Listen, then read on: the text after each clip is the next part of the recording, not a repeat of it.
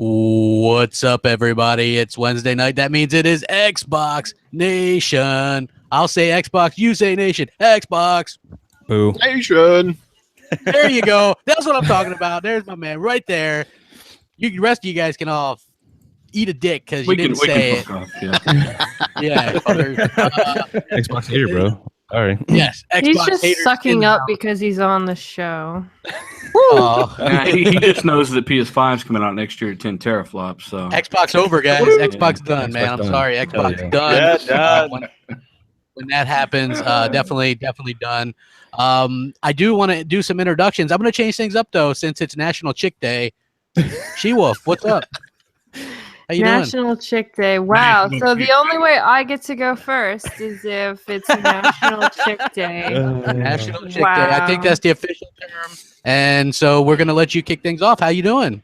Not too bad. Not too bad. Not really excited about a lot of your topics. But hey, I don't have much of a choice. Hey, at I least bet you wish you catch up could on grow sleep them if you're toenails missing any. faster, huh? What? He said they bet you could wish you could grow those toenails faster, huh? So you could have That's what something I to do. clip. It was fair Passes now. the time. Yeah. We're gonna nerd So, out. I mean, I added in some game stuff, specifically tailored to your Yes, taste. but do you not actually read what you write? Mm. Yeah, like one of the that's good. topics is Conan Exiles gets delayed and there's no dongs in the game. Hashtag sorry She-Wolf.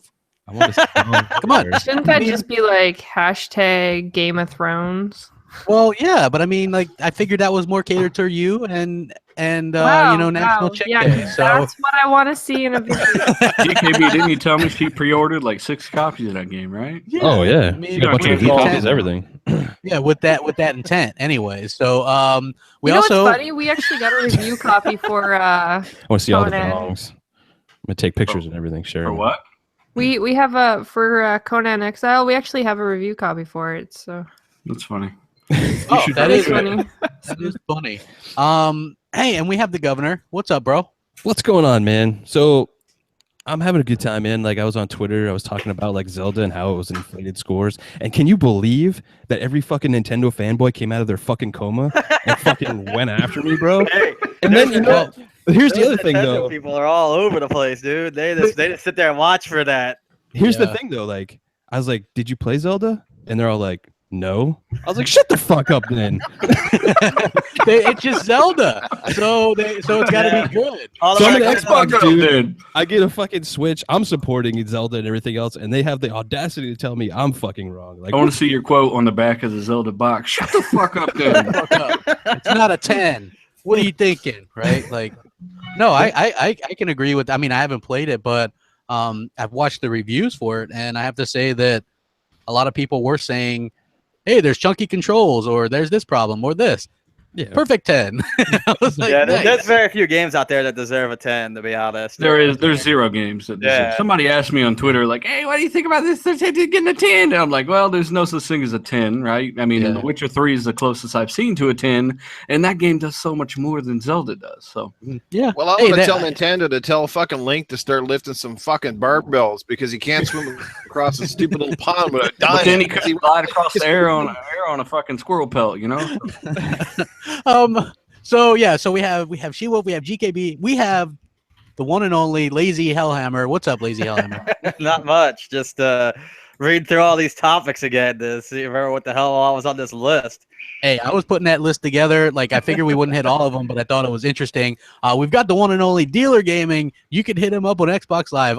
Dealer, because I was listening to his video today, and he's just like, Dealer, Somebody Yeah, actually messaged me. I'm like, they're like, hey, crap, I'm a big fan, but hey, what's Dealer's gamer tag? I was like, nice, thanks. I was like, Yeah, it's yeah, Dealer, Yeah, people think they're L's, right? So, yeah.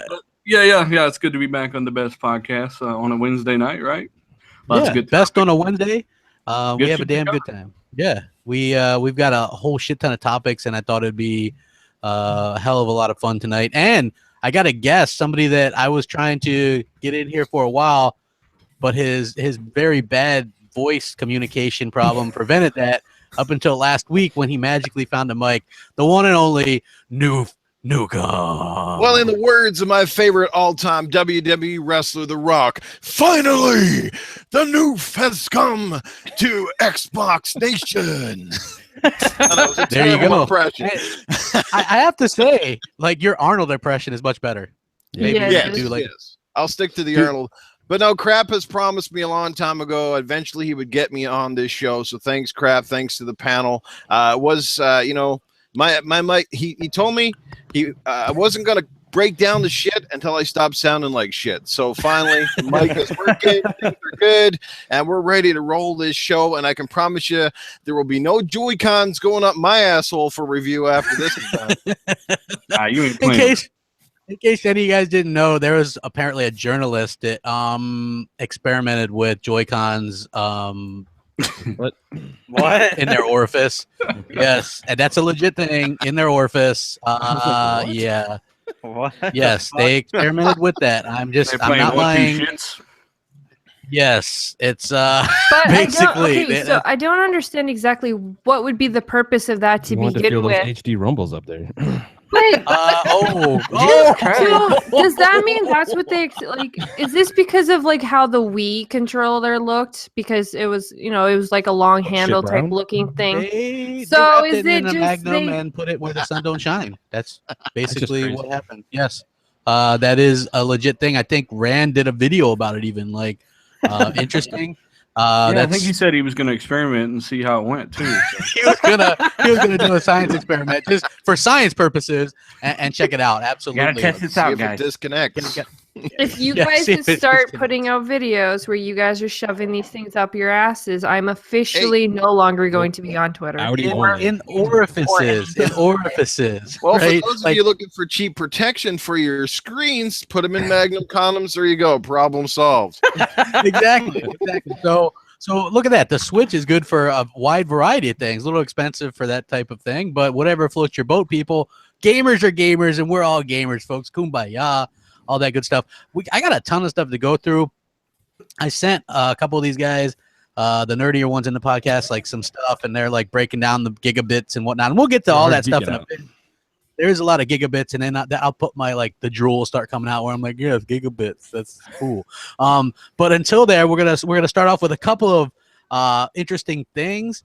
What's the deal with the Xbox people tweeting about the Nintendo Switch, Zelda, and to a lesser extent Horizon Zero Dawn? It seems like they're a lot tweeting about the Switch, like almost to a level that maybe something's going on there. Are you talking about representatives like from Microsoft? Yeah. Yeah, like I don't know. Yeah, I don't know how many people you follow on their dealer, but here's the deal: you have the social managing people, Major Nelson, Graham Boyd, AC Bongos. You've got the Josh Stein, Phil Spencer, Mikey Barr. All these people, even some of the other people, they're all tweeting like, "Oh my gosh, I'm going to take my Switch to what the hell's that event coming up? PAX East." But I'm afraid that I won't be able to cover it. It got so bad, right, that the Xbox marketing manager, I think she used to be the Fable Legends person, Albion girl or whatever her name is. Her and Josh Stein were tweeting back and forth, right, about how they're playing Switch. And she's like, it's lunch break. We could just play Switch together and just talk on Skype. And so I was like, enough. So I tweeted to both of them. I says, what you guys should try is play some Xbox. It's not party chat. You don't have to talk to each other on Skype. And yeah. And like, I was just like, I don't know, I snapped.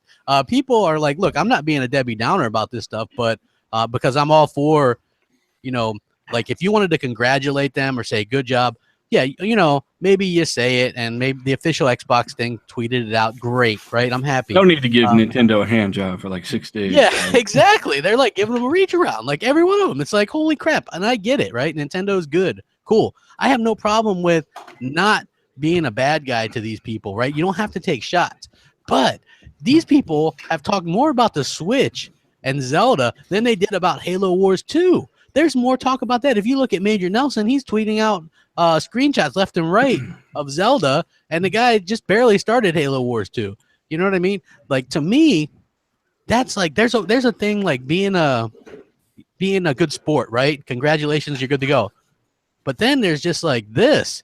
where it's like it seems like you don't have pride in your own stuff, you don't have pride in your own work, and see, hold on. I'm going to cut you off right now. I don't really think that's fair judgment to actually pass on them because, first off, I'm sure he grew up playing Zelda games and whatnot. So having this game released on the Switch, I'm sure meant something to him. And the fact that he's playing this doesn't mean he doesn't like the other games, but maybe this is definitely more his play style. And there's nothing wrong with him coming out saying that he enjoys this game, especially for all the hard work that they did put into it. And I don't see why everyone keeps complaining about Xbox coming out and saying, hey, Sony's doing a good job or Nintendo's doing a good job or Guerrilla Games, because it's a business regardless. I understand that. But at the same time, they're still adults and they're still professionals and they're going to look like the better people coming out saying, hey, this looks awesome and that was done great. There's nothing wrong with Here's that. the problem with this. Nobody gives a shit if they look like the better person, right? Like people want Microsoft to be more competitive as they've had, and that's what they're comparing these guys against is the administration of the past, right? They've been a lot more competitive, bragging about Halo 4 crushing every Sony exclusive for the whole year, combined in sales. Right? Like I get where they're coming from, but at the same time, it is the business, and I think with the Nintendo stuff, it's more strategy than anything. They're taking the focus off PlayStation and Horizon Zero Dawn as much as possible by talking about the Switch and getting that out there. And I don't think they really look at Nintendo as full-on competitors, to be honest. Same thing with the Wii. Hold on a minute, though. But the whole thing about them coming out and saying congrats, everybody keeps jumping on them saying, oh my God, you guys are saying this. But the thing about that, though, is Nintendo and Sony, their cultures don't seem to tweet much. Like, if they came out and actually talked as much as Phil Spencer and Aaron Greenberg and Larry Erb, who are constantly in the social media, like they are interacting with everybody. So yes, they say everything that they're doing, where Sony and Nintendo don't do that. But it doesn't mean that they don't. It could be happening behind closed doors that we don't know about. I don't know. We're just more social to Phil Spencer, Larry Erb, and all of them. Sony don't have the goodwill towards Microsoft. Yeah, I mean, you don't know that. You don't actually I do, know because that. Sony have come out and said that basically, why play blurry 720p when you can play 1080? Like, they've taken major shots. Yep. Right? We've all covered this 100 times. Look, here's my view on it is that Microsoft before, with any other product, like, you don't sit there and be like, oh, congratulations on the new MacBook Pro release when they got the Surface Book. They're not like, oh, congratulations on the new Mac OS 10. It's not like a massive deal, but at the same time, I understand where the other side's coming from. I'm trying to look at it from 2 points of view here, Yeah, this day and age, guys, it's all about perception, man, and especially now with Microsoft trying to build a hype train leading up to E3. I mean, great, you congratulate the other guys, but keep it to a limited quantity at best, just because it kind of makes it look like you're gloating and drooling over the other person's product. I mean, you can like it fine behind closed doors all you want, but put it this way. It's kind of like being married and constantly comparing your wife to your ex-girlfriend who might have been better than she is. Like, hey, she had the best rack ever, man. And then a day later, man, she had the best rack. You really need a boob job there, woman. You know, that you got some really interesting analogies. Yeah, that is an interesting analogy. Hold on, you guys don't know his nickname is No Chills Noof. Like, that's his nickname. Like, he'll come out with these jokes like this, right? And some of them are really funny like that. And sometimes you're just like, noof. And you shake your head. But yeah, he'll nail him with that stuff, man. It is. Long story short, tits were pretty weird looking, and Zelda was great. Like, that's how the story ends. Yeah. Well, She-Wolf, like I get what you're saying, right? Like, I realize it sounds like I'm crying. I'm not down on Xbox, but do you not agree that they maybe say congratulations and move on? Like, the fact that they're Xbox employees and they're tweeting more about Nintendo right now could be perceived as a bit of a problem, or maybe lackluster belief in their own product. I don't really see it as a problem. Like, honestly, like, I know Hellhammer was like saying about Apple and stuff, but you also don't see Microsoft saying, "Go take a shit, fucking Apple. We're gonna fucking destroy you." Well, either, but right? they don't say. But I mean, That'd but be look, fucking amazing, right? Yeah. Like, I'm just saying, like, they don't do that either. But well, I mean, you think that, but then you go back and you look, like, even not too long ago when they first came out with the Surface Pros and everything like that. I mean, there was like commercials a couple of years ago where they're like, yeah, I'd much rather use the Surface Pro than the MacBook or whatever and all this other crap. I mean, yeah, they don't have to go out there and do that. I don't. You see all the CEOs and everything; it's all changed hands now, and like it's a different Microsoft than back then. And I think that's where people are missing. Like, we want the 360 guys, where it's like, go fuck yourself, Sony, and da da da. That's just not these guys, and they're gonna be classy, and they're gonna say, hey, good job to whatever. Yeah, maybe they're doing it too much, but at the same time, like, we live in this fucking social media where everything's just shit on everything, and I'd rather see them say, hey, good job, guys. And I think we should. I mean, they don't have to. I mean, and they're complimenting the devs. Like, it's not like they're coming out straight up saying, Sony, you are amazing. Yoshida, like, they're not. They're complimenting the devs that actually created these games, and they're giving, you know, kudos to that. So I don't see, like someone pointed out in the chat, there's nothing wrong with, you know, giving someone. It is, but the constant that's the thing. It's the constant part of it. But is that because they just like, you know, obviously they like to tweet. It's what they do. And yet, and to be honest, like, the constant thing is only us hardcore guys. Like, the casuals don't give a fuck or have even seen but this. But here's the thing, right? Like, I'm gonna throw this out here, especially, right? Like, I don't care that they did that. Like the official Xbox one posted out, hey, congratulations on the Switch launch, blah blah. That's all fine and good, whatever. You know, a couple of people tweeted out, hey, I picked this up today. I'm playing through Zelda, or I'm playing Horizon Zero Dawn. That's all fine and good too. But for me, like, if you work any place that's like a major corporation or anything like that, even just as a regular person, like, say, as a representative someplace, like customer service or anything like that, and yeah, especially in a tech company, and you start spouting off on your social media or anything, that even if it's a private thing that doesn't have a lot of followers, you could potentially get in trouble for that and with your work. Yeah, like, I work for McDonald's, but I sure enjoy going down on these Whoppers. Yeah.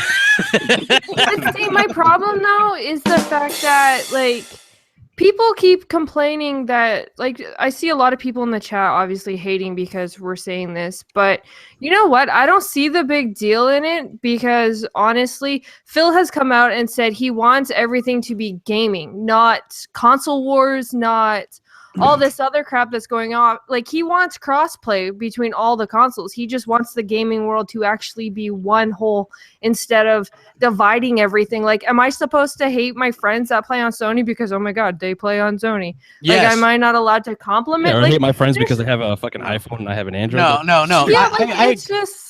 Listen, I agree. I agree with what you're saying. At the end of the day, it's childish. Like, let's be honest here. Like, if they want to say congratulations to people in the industry because they fucking work with these people, they see them at all the conventions and all that kind of stuff. That's what they do. They know these people. Like, I think it's kind of absurd that us, like, looking at it and being like, you know what, Microsoft should tell them to go fuck himself and go shit on their fucking. I don't want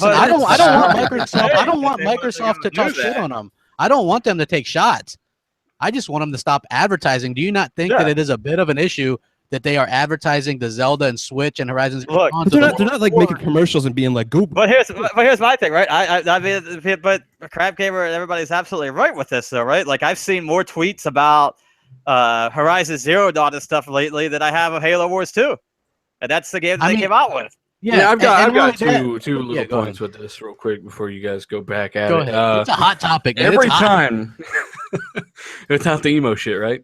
Every time I see something like that from them, it feels like, oh, great job with Uncharted, guys. It's fucking phenomenal. It's fucking great. He talks like that now. Everything's fucking great. Great, Every time I hear something like that from one of those guys, I'm like, well, why isn't your bitch ass making one of these games then? Right? Yes. So instead of complimenting them on Horizon Zero Dawn, get on making a game, you know, in that space. Good point. Adventure.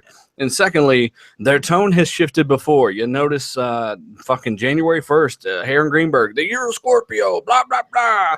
And then, you know, it kind of calms down. And I think we'll see kind of a shift there in their tone when they have that information out there. They're going to leverage what they've got, and they're going to crush motherfuckers with it. But until then, they're going to distract you from the Pro and from Sony by talking about Nintendo, and they're going to do a couple other things. But, you know, like I said, I think you'll see a more aggressive team here soon.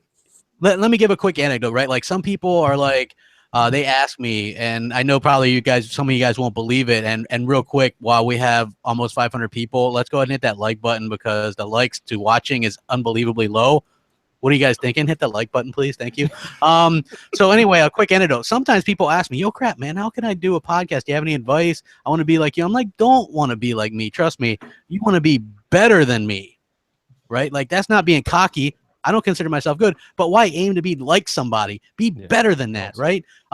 If you're Rod Ferguson, the head of the coalition, and you're sitting there creaming yourself over Horizon Zero Dawn, well, guess what? Aspire to be better than that, right? If you're a developer and you're like, man, that Horizon Zero Dawn, man, what are you just gonna pack it in now, or are you gonna go back and fight? You know, do better than that. Visions of Mayo. I guess I guess my major question is, okay, to everybody that's like, say, listening or the panel, everyone keeps saying that we see Larry and Aaron and Phil tweeting about this. Now, my question is, do you guys follow any of the Sony people? Do you follow any of the Nintendo people? Yeah. I follow the official Nintendo and like some of the other ones, and I think some of the Sony people. Following because Nintendo has praised Microsoft for some of the things they've come out with. They have tweeted them. Well, hold on. There has been a couple of interaction. I'm not saying there's never been interaction, but not on the level that that Microsoft seems to be. I don't know if you guys seen this collage that's floating around of Microsoft employees tweeting, you know, about Zelda and Horizon Zero Dawn, but it's quite lengthy. And people were sending me these things, right? Like, oh my gosh, crap! Did you see this? Did you see that? And I can understand where the frustration comes from, because you want to have a company that has faith in themselves. And it seems like, to me anyway, that Microsoft, and I say this like, and people jumped on me, it seems like Microsoft, as far as the Xbox is concerned, has lost their identity a bit. They're like, you know, the sneakers are good, and you see the Nintendo disconnect. Like, I don't see where, like, they're people, like, they're consumers. Like, they go and buy a console doesn't mean that they lost faith in the Xbox or they're not doing anything like that. They're just consumers that just bought a new product and they're happy that they own it and are playing a game on it. Like, I don't see it as, oh damn, you know, Xbox is done, blah blah blah blah, I'm gonna get on this Switch train or the PlayStation train. Oh no, look, nobody should avoid any, nobody should hop off the Xbox train.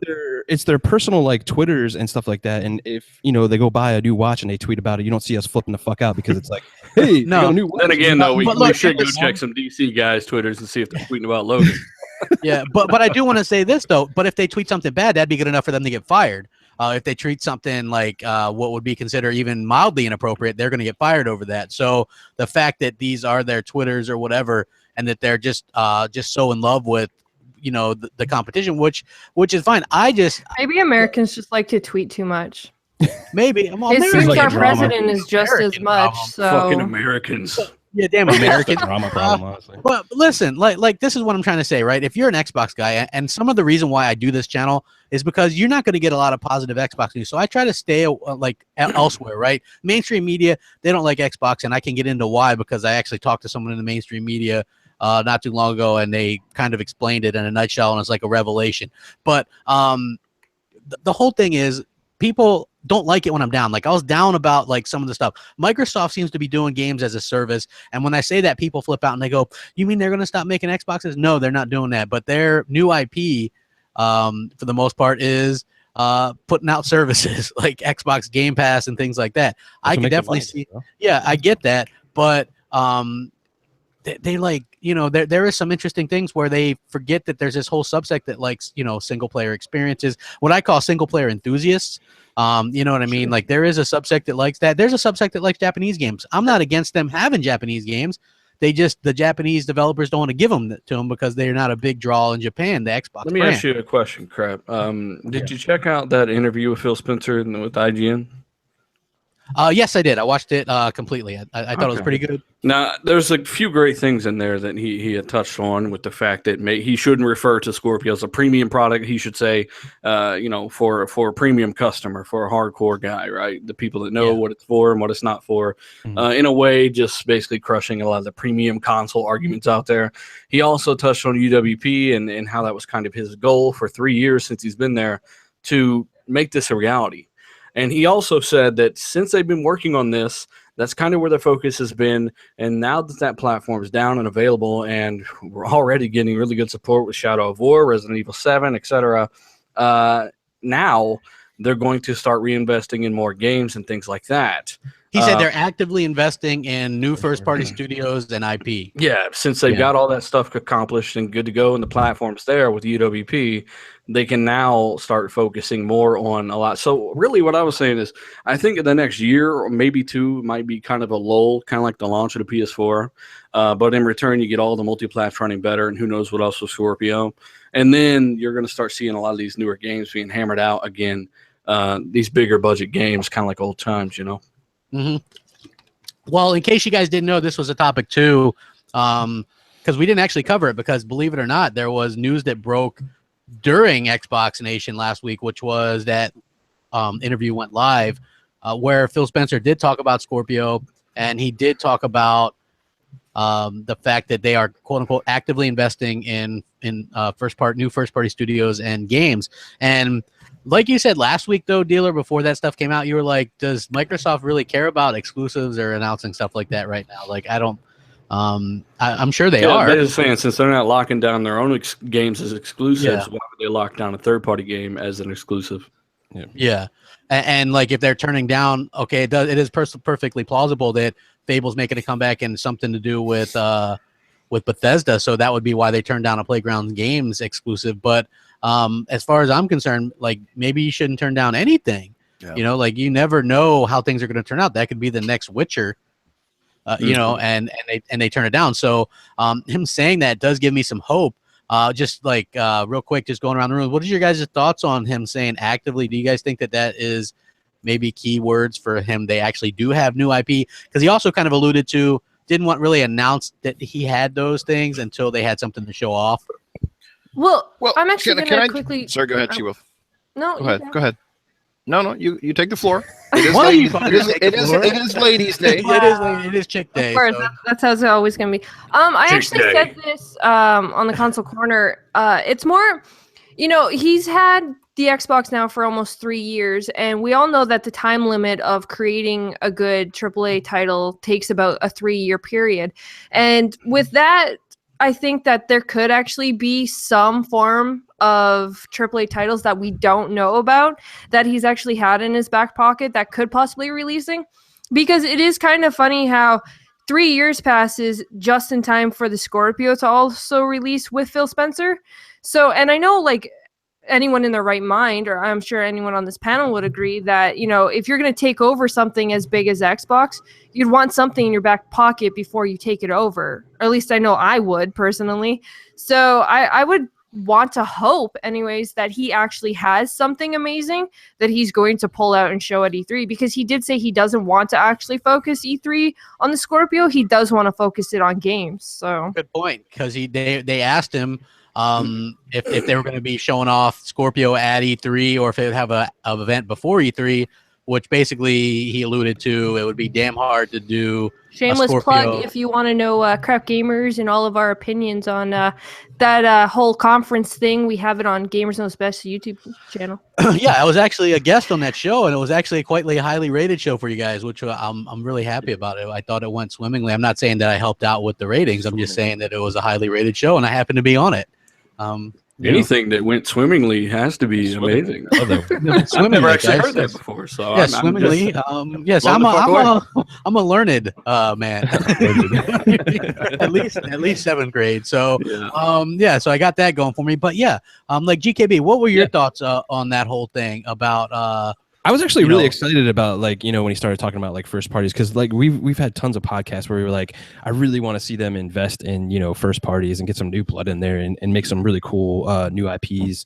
So I was really super ecstatic, and I was like, I thought that's what he was saying the whole time, where he was like, I had to trim the fat on the first parties, get it more streamlined and efficient, and then I could pump more money into getting some more stuff. So I'm ecstatic for it. I don't know, you know, and he was also talking about, like, you know, about releasing information too early and all that kind of stuff. So I don't know if anything you know, is ready to be shown yet, because he learned with Scalebound and a couple other games he showed him a little too early. So I hope Shewell's right. I hope, you know, he has one of them that he can show for sure. But I'm excited for like maybe next year or the year after for some really good stuff. Yeah, I agree. Like, Hellhammer, do you have any thoughts on this? I don't know if you watched the interview. I've watched bits and clips of it. I haven't seen the whole thing. I mean, for me, I just hope that if they do have first-party studios and that sort of thing, that they could actually bring the goods.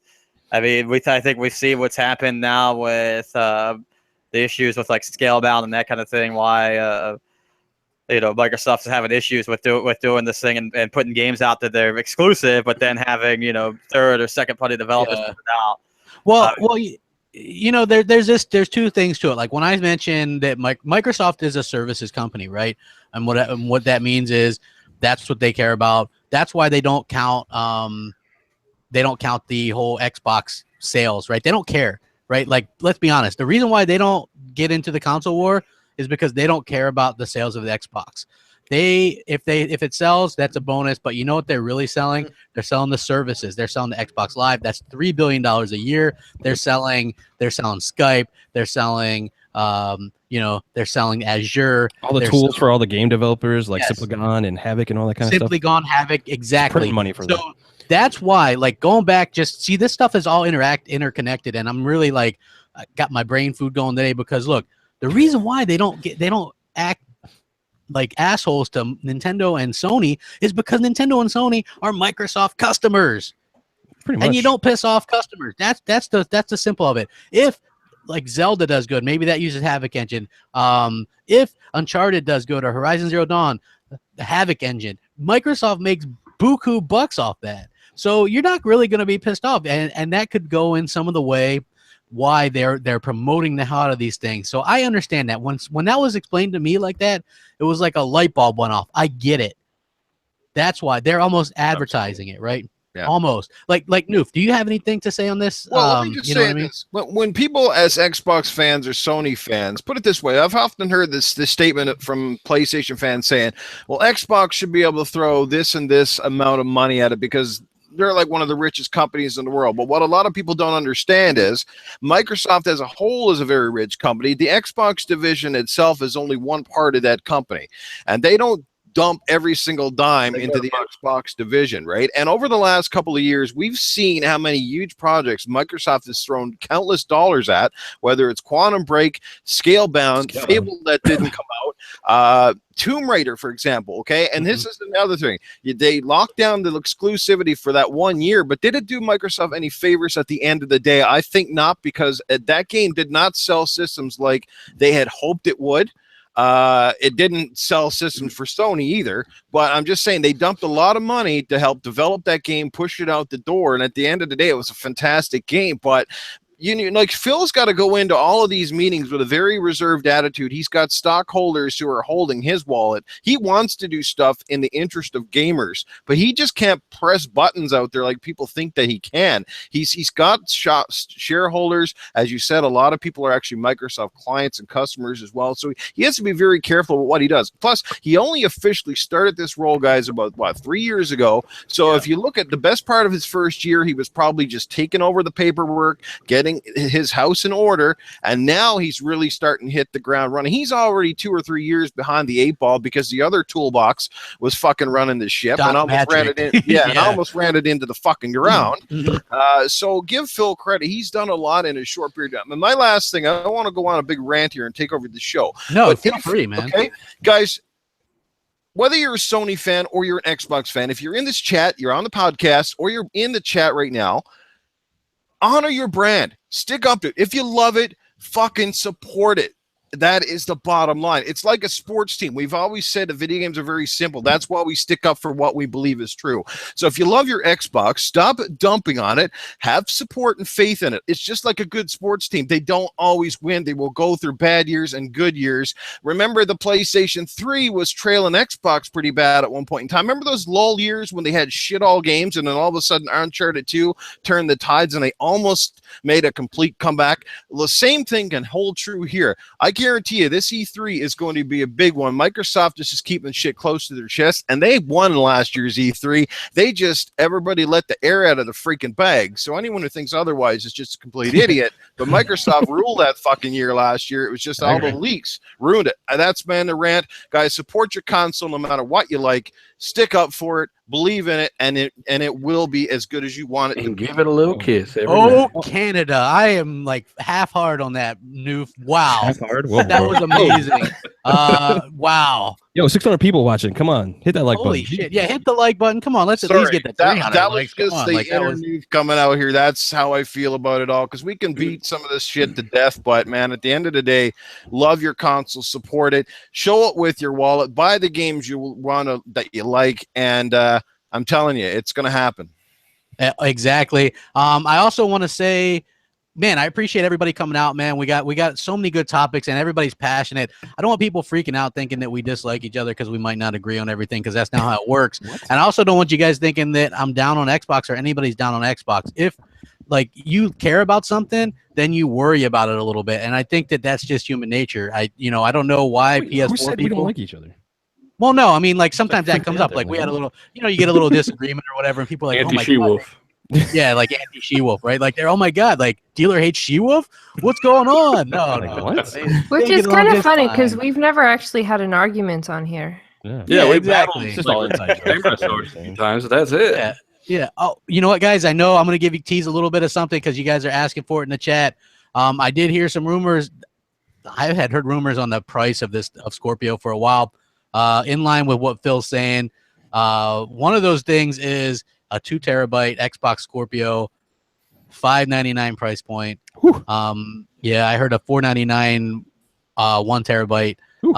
And this was kind of reiterated by someone. And if you listen to what Phil says, where he's like, it's not for everybody, I don't know, but I still think that if it's $599 and $499 respectively, No, he says that it's a premium product. I get that. I still think that's a But bad look, thing, honestly. I Good. I don't think. Look, we'll get it right. Like, is there anybody in here that wouldn't get it at one of those prices? That's not a premium price. I mean, $500 Yeah. for that performance. Are you fucking Yeah. crazy? Yeah, I mean, Yeah, I don't see the need since it's going to support the external drives to get the 2 terabyte. But I mean, I mean, definitely though for the, Keep in mind, like, is that very realistic for a company that's kind of this far behind in overall sales? Not really. Right Yeah. now, they have already said the X1S will sell more. They know that, right? But yeah. still, it needs to be around 400, 450. I don't. Phil Spencer has already come out and said that, it's going to be a price that they think is reasonable, but they still said they don't want to overdo it either. So the whole, and, we also had rumors come out about the Xbox One S, and it was apparently supposed to be like $400 and all this, and it didn't turn out to be that either.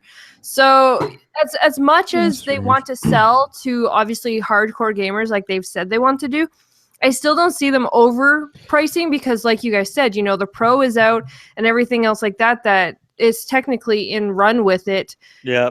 And they know the Pro's getting the price cut too. Exactly. And I obviously people are going to say, there is a difference in performance between the two. Yes, I'm not saying that they're like exactly equal, but that is still it's competitive or a competitor.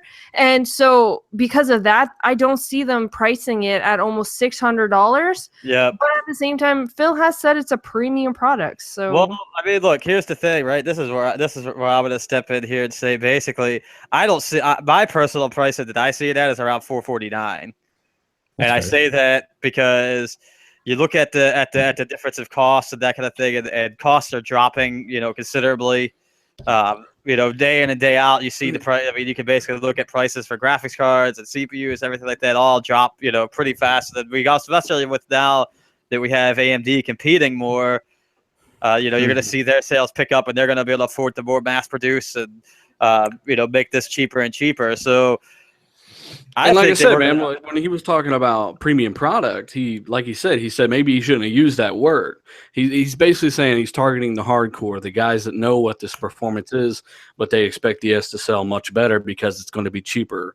And he also used premium to kind of separate the two to let you know it's better, because that's going to be their biggest battle. I mean, is getting people to know that this new console doesn't do 720p anymore, right? It fucking destroys the competition. I mean, look, for me, I never took the premium console or that kind of thing as being like, oh, it's going to come at a premium price tag. Yeah, exactly. I take that as the build quality and the way it looks and feels. And he did say that this console is going to be those who know what teraflops are, who know what the external is and everything else like that. Here's my thing though, like I get that, and it does appeal to the hardcore and appeals to like us power hungry dudes and all that kind of stuff. But you know, mom and pop going into the store, and let's be honest, like Microsoft wants to sell fucking consoles. They want to get back into this and sell a bunch of them. I mean, they wouldn't be making it if they didn't want to sell it. And mom and pop going into a store being like, well, there's the Pro that can do 4K, you know, whatever you want to call it. 4K-ish. Yeah, and at like $300 and something at that time versus, you know, $500 even at the low price point. Let's just say that the information is correct. You know, they're probably going to pick that or an Xbox One S or a base PS4 That's Pro. why I said it's for people that know what the box is for and what it can do. Well, no, I don't disagree with that, but because grandma, she probably don't give a fuck about 4K. She's looking at no, but grandma's like, you know, grandson probably does, but she's going to look at the price point though. Yeah. But I mean, I think that's a fair assessment. But then you also got to look at also and see what the differences are going to be as well, right? Like we don't know all this thing is going to be capable of as far as what they're going to put in it. We know it's going to have a UHD Blu-ray drive, which is something that the Pro doesn't have. A lot of people are still their physical media and that sort of thing for that. I mean, so that's one thing right there that already gets a heads up, especially on the price point. Xbox One S has that. Like, well, it's not really a selling point for me to go get a Scorpio because I can be okay. Xbox One S is cheaper. But either way, though, for people that. Sorry, go ahead. Sorry. I'm saying for the people who are going to go in there and you know, just like what GKB was saying, going in there and looking at the two and basically saying, hey, the Pro is cheaper, but and it says 4K at the box versus, you know, a Scorpio that's, you know, maybe $100 or $200 more. I mean, I think that the difference is going to be in what is packaged with it. Marketing is going to make up the divide, you know. And as I've said, the number one reason they've waited till this year and not last year, they could have done it. Phil's confirmed that. The number one reason they've done this is because they're going to be using second generation Polaris or Vega, and those technologies obviously bump down the price of the ones before them. So they want to get this power out there at a relatively close price. That was the entire point of them waiting this extra year. It's not like they couldn't have done it last year. It would have just been more expensive. Yeah. So, you know, your GPUs come down $100 every single year almost, it seems, after they come out. That's just how it works. Well, here's my point on this, right? I don't mind. I paid $499 for a 1.3 teraflop Xbox One with Kinect. 500 gig hard drive. Yes. The Kinect cost almost as much as the console itself to manufacture. That's why we had to pay so much. When it comes to Scorpio, you know, it's worth it. There's nothing else to say, but here's the thing. Come on, crap. We were talking before the show, man. You think the price point, if it's that, is crap. So it's crap. It's crap. I think it's worth it, but I think that if they want to compete, it's a crap price, right? Agreed. The Pro is going to drop to $350. The PS4 Slim is going to be $250. Obviously, the Xbox One S is going to be $250. I think if Microsoft is super smart, they go $399. Has to be, man. And $299 and $199 for the S. That gets you back in the game because who's going to turn that down? Nobody. Yeah. Like, no matter what you think, like, nobody's going to turn it down. I do have a question for the panel, though. When it comes to the pricing and the fact that we heard that this was supposed to actually release in November, now, we all know that when it comes around to Black Friday and stuff like that, majority of the consoles actually drop down to a lower price. For instance, the PlayStation Slim Scorpio won't be lower if it releases in November. No, that's what my question is pretty much going to. Do you guys think that's actually a good move for them to actually have their price so high if they're actually going to release it in November, knowing that all these other consoles are going to be dropping lower for around the Christmas sales? Well, people are going to buy. Well, look, here's the thing. People bought the PS4 Pro wasn't a big deal because they didn't market it well. So people, you know, weren't really. They lowered the price. Remember, like it got a $50 price drop. Well, the Xbox One S and the PlayStation Slim were both $211 on Black Friday. Yeah, but I'm saying, like, if you listen to Phil, you know, he's premium price and all this stuff, and he's already talking about like Xbox One S is going to be their big seller. Like, they're not going to drop. Yeah, I don't think that. Well, I don't think Microsoft's too worried about hardcore gamers. He has said that. Yeah, I don't think Microsoft's too worried about the lower priced consoles, especially in November, if it's just like a kind of a one-time kind of deal. Yeah. I think they just want to get this thing out because they know that people who are, here's the thing, the people who are going to go out and buy this stuff are going to go buy it either way, right? Just like the people who go out and have a super expensive gaming computer, right? They go out and buy a graphics card, the day it releases, even though they know 6 months down the road, it's still going to have this basically the same performance and probably be better performance per dollar. Phil also said, they're ahead of a schedule, so I'm still thinking maybe August. Well, let's go around the panel, guys. There's six of us on the panel here right now, and I would assume that the majority of us, if not all of us, are pretty damn hardcore gamers here. As I would imagine, a lot of people around the marketing department are at Microsoft and certainly in the boardrooms for coming up with these price points. So let's go around the panel and tell me where's your breaking point on Scorpio for price. And that should almost give you an idea where probably people are sitting at Microsoft right now. I'm cool with 500, man. I'm cool with $499. Okay. Yeah, $249. Yeah. The chat says that 450 is realistic. I honestly, I agree with him, and I side with him. Well, look, my price point where I think it's going to be at is $449. It's going to be $449.99. But I think that my breaking point for buying it would be anything over $550. Yeah. Anything over 500 for me, I'm not going to buy it. Yeah, you go over $550, and now you're getting into territory now where basically. It's supposed to. I mean, this thing's supposed to be. I think they're not even marketing this as being a super fast console, but it's supposed to be kind of marketed up against PC gaming as well. Yeah. So start hitting. We also don't know the controller that it's coming with. They haven't actually. I know there's the standard base controller that we have for the Xbox One S and stuff, but we don't know if they actually created something else for this actual console like they did with the Elite controller. There's no excuse for the base model to be over 500, and if there is, no, but I mean, like, I'm just even saying, to have asking for everyone's where their breaking point is. I'm just saying when it comes to that 500, it should not go over that. But people forget too that this time upgrading, this is different. Like all your shit works, right? Like. Yeah. People act like they're just starting over. No, you're just buying a new box. It plays what you got, but even better. Plus, who knows? It depends on the CPU and stuff what that thing can do as well. Yeah. I mean, what you're really going to see. But I mean, I think She-Wolf brings up a good point. I think this is going to be a stock Xbox One controller. It's bundled with it. Yeah. Because no Elite. No, it's not even on the table. Yeah. No, it's not going to be. It would cost too much. I mean, what about this though? What if Microsoft does? I mean, if they were to do this smartly, they could do a SKU that you order from the Microsoft store that's just simply the console and the power supply. I would be happy with that, dude. That's me. For people who already own the controllers and stuff, right? Like, because I don't have a need for an extra fucking controller. What would that be called? Like, fucking adapters bare bones. Yeah, bare bones. I'm not saying that the Scorpio will come with a different controller. Like, it is possible it can't. Like, obviously, it can come with just a standard base controller. I'm not saying that. Kind of like reiterating the there is the possibility. Yeah, well, they have been.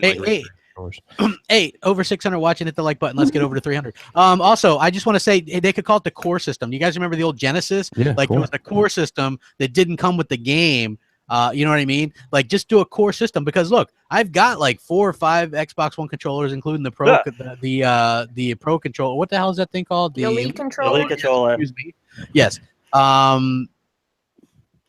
Yeah. So, Jay Williams, I see you in there, bro. I see you causing trouble. Anyway, yeah. So I could see them like that would work, because you know what? Here's the thing, with my Xbox One S. I've got everything on external hard drives. I didn't even bother to install anything on the internal. I'm just going to unplug that and plug it in the Scorpio when I get it. So a 500 gig core with no controller, I would buy that all day. Like, look, Phil could easily have anybody ever thought about this? Yeah. Has anybody thought about this?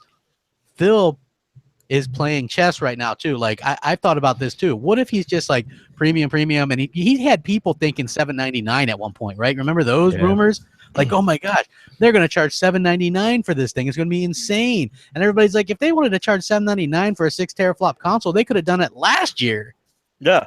You know what I mean? Like, people don't think these things through. He could come out and drop the mic completely. Yeah, he could be setting everybody up being like over, exaggerating the price and everything and being like, damn, $399. It could happen for sure. Yeah, what about taking out the hard drives? I mean, because most people already have a portable hard drive now. You still need you still need something for the internal, yeah, you have to have something in there for people who don't buy. Yeah, I mean, but look, here's the thing. You got to run the damn OS. If they, I mean, here's the thing. They could easily put in like a 32 gig SSD for the OS side. I mean, those are like $10. Yeah. If mass produced, they could even. I mean, look, I'll even go 120 gigs. I don't 120 think gigs they're enough going for to the operating touch the system hard to go. drive space. Like, I don't think they're going to screw up Yeah, I think they're gonna cut what as they much as already have because it works great for the systems that they've already produced. So I don't see them playing around with that. But I do see, like, obviously we know, like you guys have said, hardware changes throughout the year, and as the years go, hardware becomes cheaper because of the fact that it's older. So Phil, like, obviously waited, like he said, you know, he could have dropped it last year, which then would have had a higher price point because it would have been classified as newer hardware, where now it's no longer as new. So they can sell it a bit cheaper because of the fact I'm sure they actually got it at cheaper prices with, you know, obviously the bundling and everything else like that they get. But I don't know. The price points can be really iffy because we always wonder this, and there's always that chance that it may not be that high. And I'm still sitting at the 450 point. I really am. I think 450 is a sweet spot. Yeah, I'm sitting at 450 on that, and I don't even throw it. I think that it probably will have 32 gigs of some sort of flash storage for just the OS side, just because it'll make it quicker boot up time. Remember the Pro when they announced $399? People were surprised as fuck. They're like, it was supposed to be $600. Like, this is what happens when people that don't know about tech kind of get the mainstream attention there. They think the Pro would be $600. Well, and I also think Microsoft is going to throw in the ability to swap out the internal drive, much like the PlayStation 4. They don't. They really don't need it because of their. Which, by the way, you can do it. I mean, you just got to copy the OS and shit. But I mean, it can be done just like the PS4. But you don't need it because the external 16 terabyte support they have. It's just not necessary. I mean, but not everybody wants to have that set up. I mean, like I said, like I don't have a problem with having the external drives. I never see them. But I mean, you're still going to get up more throughput if you have it directly connected. And if you're that worried, you shouldn't be on console. In the chat, real quick, I see you guys typing numbers. I don't know what exactly you're typing numbers, but give me a 1 if you'd buy an Xbox Scorpio for 500 or less. 1 is supposed to be for 450. Okay, 1 for 450. Go ahead and type that in. I'd like to see 2 for 500. Yeah, 2 for 500, but with the built-in hand tone. While we're actually talking about consoles, though. The Switch came out at $300. There was no game that was released with it. We do know that Xbox always releases some form of a bundle game. Like, I don't think they've actually come out with any Xboxes lately that hasn't had a game.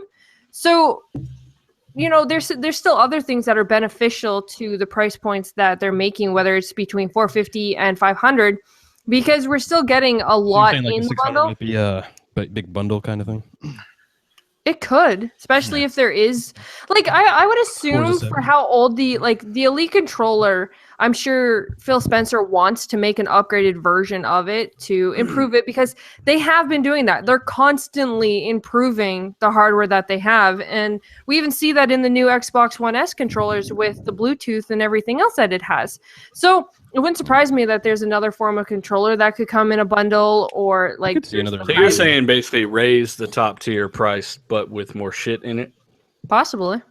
I really, here's the deal though, with PlayStation 3, if you ask the common person how much the PS3 costs, they would say $599.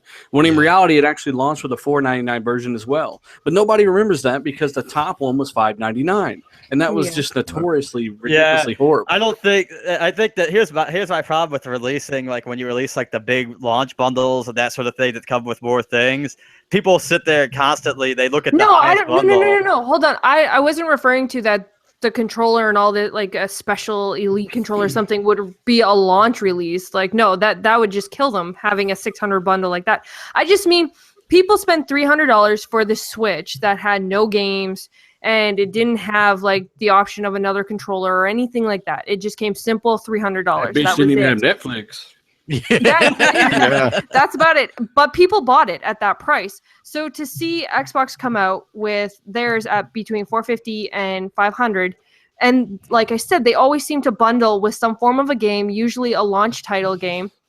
People buy it, and I think that's a justified price. Yeah, I think it's too early to compare anything to the Switch. I mean, it's doing around Wii U numbers, which selling out a lot of places, just like the Wii U. But we see how that turned out. Yeah, I don't know, man. Well, they also didn't release a whole bunch of them to be sold either. In fairness, that's what I'm saying. Like that's why they're selling out everywhere. Hold on, but they did say it's their biggest launch in North America ever, so they got that going for them. I mean, look, here's my thing though. I don't think Microsoft's going to bundle anything with this. I think it's going to be, you're going to have the base option with you have all your games already ready for you to play. Yeah.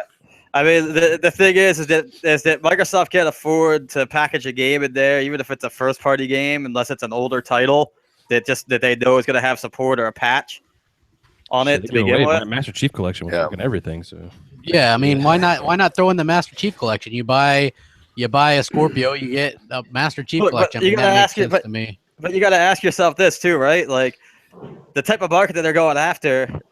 These most likely, most of the people who are going to go out lining up to buy these are going to be people who already own an Xbox. So throw in there, it's going to be something that most of us already have. Not if it's a launch title. They don't got to give you shit with it if the price is right. That's all they need to worry about. Why not put in Forza 7 though digitally, and then there you go. That's going to be a 4K. Because look, if you're going to bundle something that shows off something the 4K-ness. But the problem is, if I have to get it with Forza 7 or anything like that, and I could not have it and get it at a cheaper price, I'll do that. Yeah, but I'm just saying they could throw it in as an incentive because you want people to be wowed. You know what I mean? As long as it doesn't drive up the price. If they I agree. Yeah. I'm saying, but have you guys thought about this? Here's something else that nobody's really talked about yet. Let's say because we were talking about a little bit pre-show, and Dealer, you did a video where we were showing some stuff on your a 6 teraflop equivalent or whatever, and you were and GKB was like, yeah, really 1440 with ramped up graphics and things like that. The problem with that is this thing they've kind of hyped up as this 4K machine, right? And just give us an option. Yeah, the PS4 Pro can do 1440 on stuff. It's going to blur the lines, and you have to realize that what the media is going to do is they're already doing it. They're saying, here's Horizon Zero Dawn in 4K. Here's this. Yeah, but Phil's already killed that because he said, look, devs can use the power any way they want to. He's not mandating 4K. So any game that's not 4K is part of, he said, they can use the power for whatever they want. Yeah, I don't think that's going to hurt him. But from what I understand, he's underselling it. You know what I mean? I think the great divider is going to be, and if they do this correctly, is going to be 60 frames per second on everything. Demand. That's the thing that will crush the shit out of Sony when it comes to the Pro versus the Scorpio argument, because the Pro can't do it. We've seen it on Horizon Zero Dawn. There are certain games that can, obviously, but more CPU intensive games, they can't draw the frames in time to get to 60 FPS, so they lock it at 30 on the performance mode, which is fucking stupid. And that's why they did that, just for people who don't know. I don't know, man. Yeah. Well, you guys, at the end of the day, though, do you think we're all ultimately making a little bit too much of the whole ordeal? 450 is a great starting point. If they ultimately have to, they could technically drop it a little bit lower, because I know they're expecting the Pro to definitely drop once the Scorpio announced and is actually launched, right? And they're they're going to want to stay within that $100 bracket, because we saw how much that $100 difference made to the launch of the Xbox One to the PS4, because nobody realized outside of the hardcore people that you were getting a really cool connect with the Xbox One, but most people didn't really care. The average consumer doesn't care. And either which way here, it's a win-win for Microsoft. The hardcore people are just about guaranteed to walk in and buy a Scorpio if it at least comes out at a reasonable price.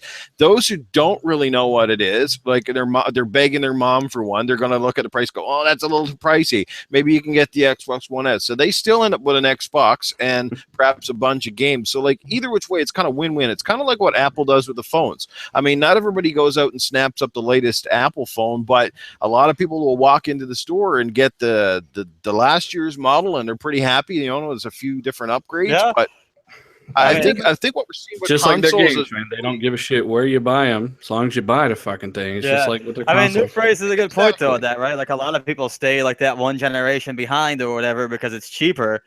That's a good point. I think that's where they're going. They're adopting the sort of the cell phone model with consoles. As much as we might love it or hate it, that I think that's kind of where we're sort of going now with technology, especially because of the digital age and how quickly things can be upgraded and modified, and how quickly Microsoft technology is needs dropping to down. actually Microsoft needs to come up with say a trade-in system, or just bring up the phone aspect of it. If they are going to price it like reasonably high, I think they should, like, Microsoft should come out with some form of like a payment plan type thing. I don't want any of that. Nah, they've tried that. No, but Well, that's still, usually the it's GameStops. I mean, Here's the GameStop thing- will probably have some crazy Real quick, trade-in. Here's the thing about like the price, right? Like, I think Microsoft needs to come in at like $399, and here's why: because if they come out and say $499 or even $450, you're gonna see like Ryan McCaffrey and everybody else in the media and being like, wow, man, $450, man, I don't know, I can get like 2 Xboxes or 2 PS4s for that, and blah blah blah blah. That they're gonna spin this as like a negative thing. So I think Good point. I think price point is like a big issue, and I think they really need to hit $399. And they are in the perfect position to need to hit that price point perfectly. Yes, GKB, GKB, you make a perfectly good. You make a perfectly good and cromulent point. I also want to listen to you, bro. Swimming Bust out the exactly. dictionary today. Holy Yeah, but here's the thing too, because here's why they need to be relatively close to the PS4 Pro in price. The main reason is, are people going to go, is the difference big enough to warrant spending $100 more or $50 more? That's basically what's going to happen. So you have to have it has to melt faces. Product. Yes. And look, from what we understand, to those that haven't watched the video that I did, like, regardless, and we're going to jump into some of the spec whatever that pretty much the whole panel has agreed is pretty much bullshit. But one thing that I can tell you that isn't bullshit is the 4K 60 frames per second game leaks that I got a confirmation from 2 people, 2 developers. No going into details on that because people have been coming to me with interesting stuff, and I don't ever break who tells me that stuff. So what they did was, I'm not going to do that. It's Joe Bob. It's Joe Bob. And that's what told me. Yeah. So basically, and I did a video, and what happened was it breaks down into 2 lists, and the list that I went over was, these are patch games, meaning they're just using like PC textures and stuff like that to do 4K 60, and those games were Battlefield 1, Witcher 3, Halo 5, Fallout 4, and Doom.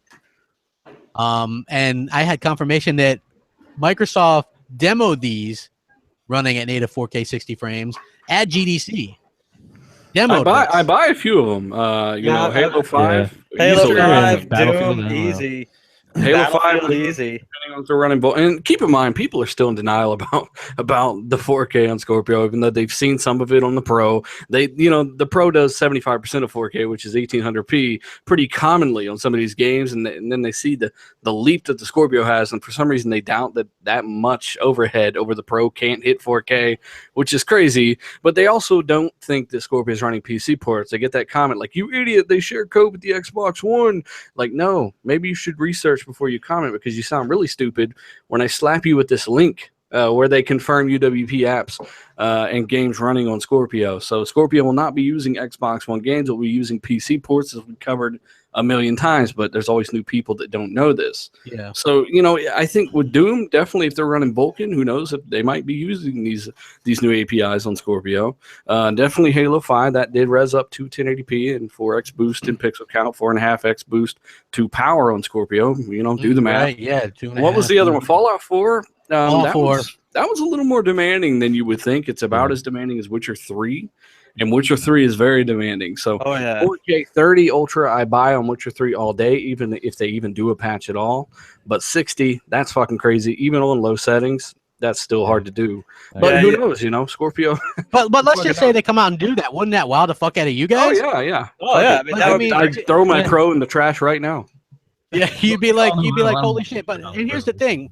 With like the Fallout thing and the Doom thing, look, 2 of those games are Bethesda, and who was the biggest proponent or like the biggest supporter of Scorpio? They got Todd Howard.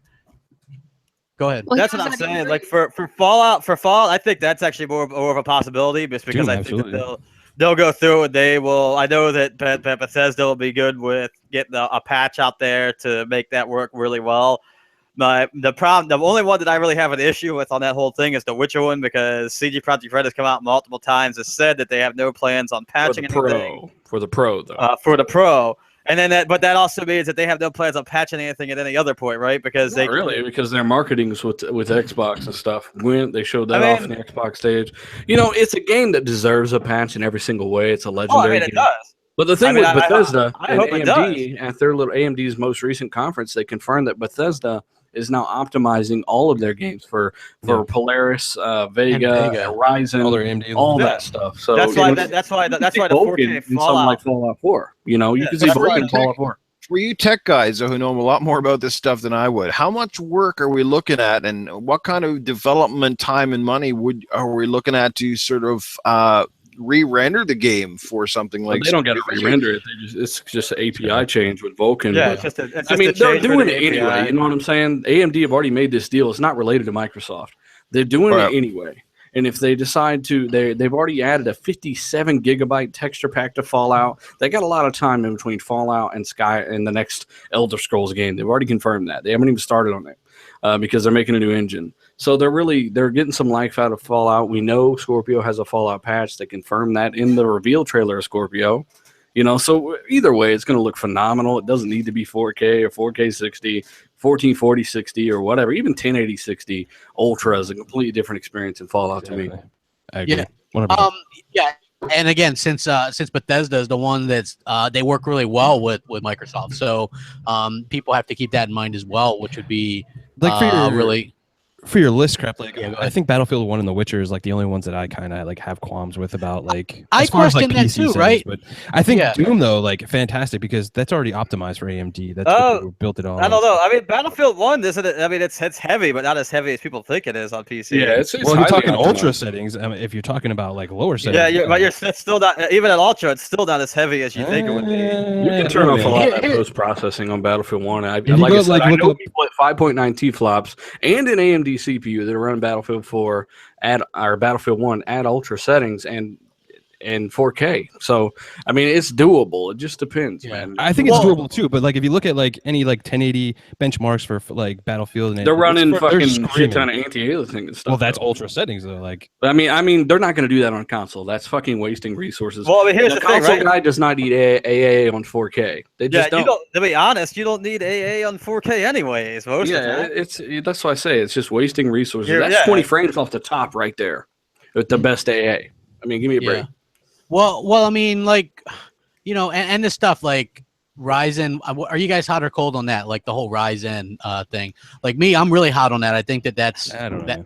I think that's it's tough to call, right? Because the pricing, the price point, and the price point, and where the SKUs are at, they don't line up really, right? So right now we have AMD SoC in October, AMD released their 8-core SKUs right now, which are 8 cores, 16 threads. Right, 8 cores. And those are all those right now. While they're good for a price point, if you're building a PC, aren't good as a price point of what you're going to throw into a console. Well, we need to remember that it's an APU. It's going to be an APU. It's not going to be anything we've seen. It's going to be, and I've seen some leaks of AMD working on APUs with up to 12 teraflops here in the next several years. It's more than possible. People are blown away, but then I'm well, you remember 3 years ago, 60 flops was godly, right? The first Titan came out, people were blown away. Now you can get that in a $200 graphics card. People forget how this shit works. Every year, this shit gets cheaper.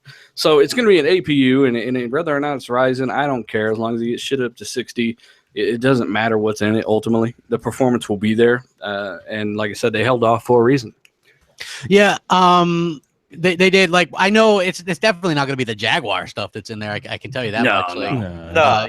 You could just tell by Phil's comments and developer comments. In the comment today, in today's video, exactly. The guys flat out saying, he said, well, they didn't just kind of add some new stuff.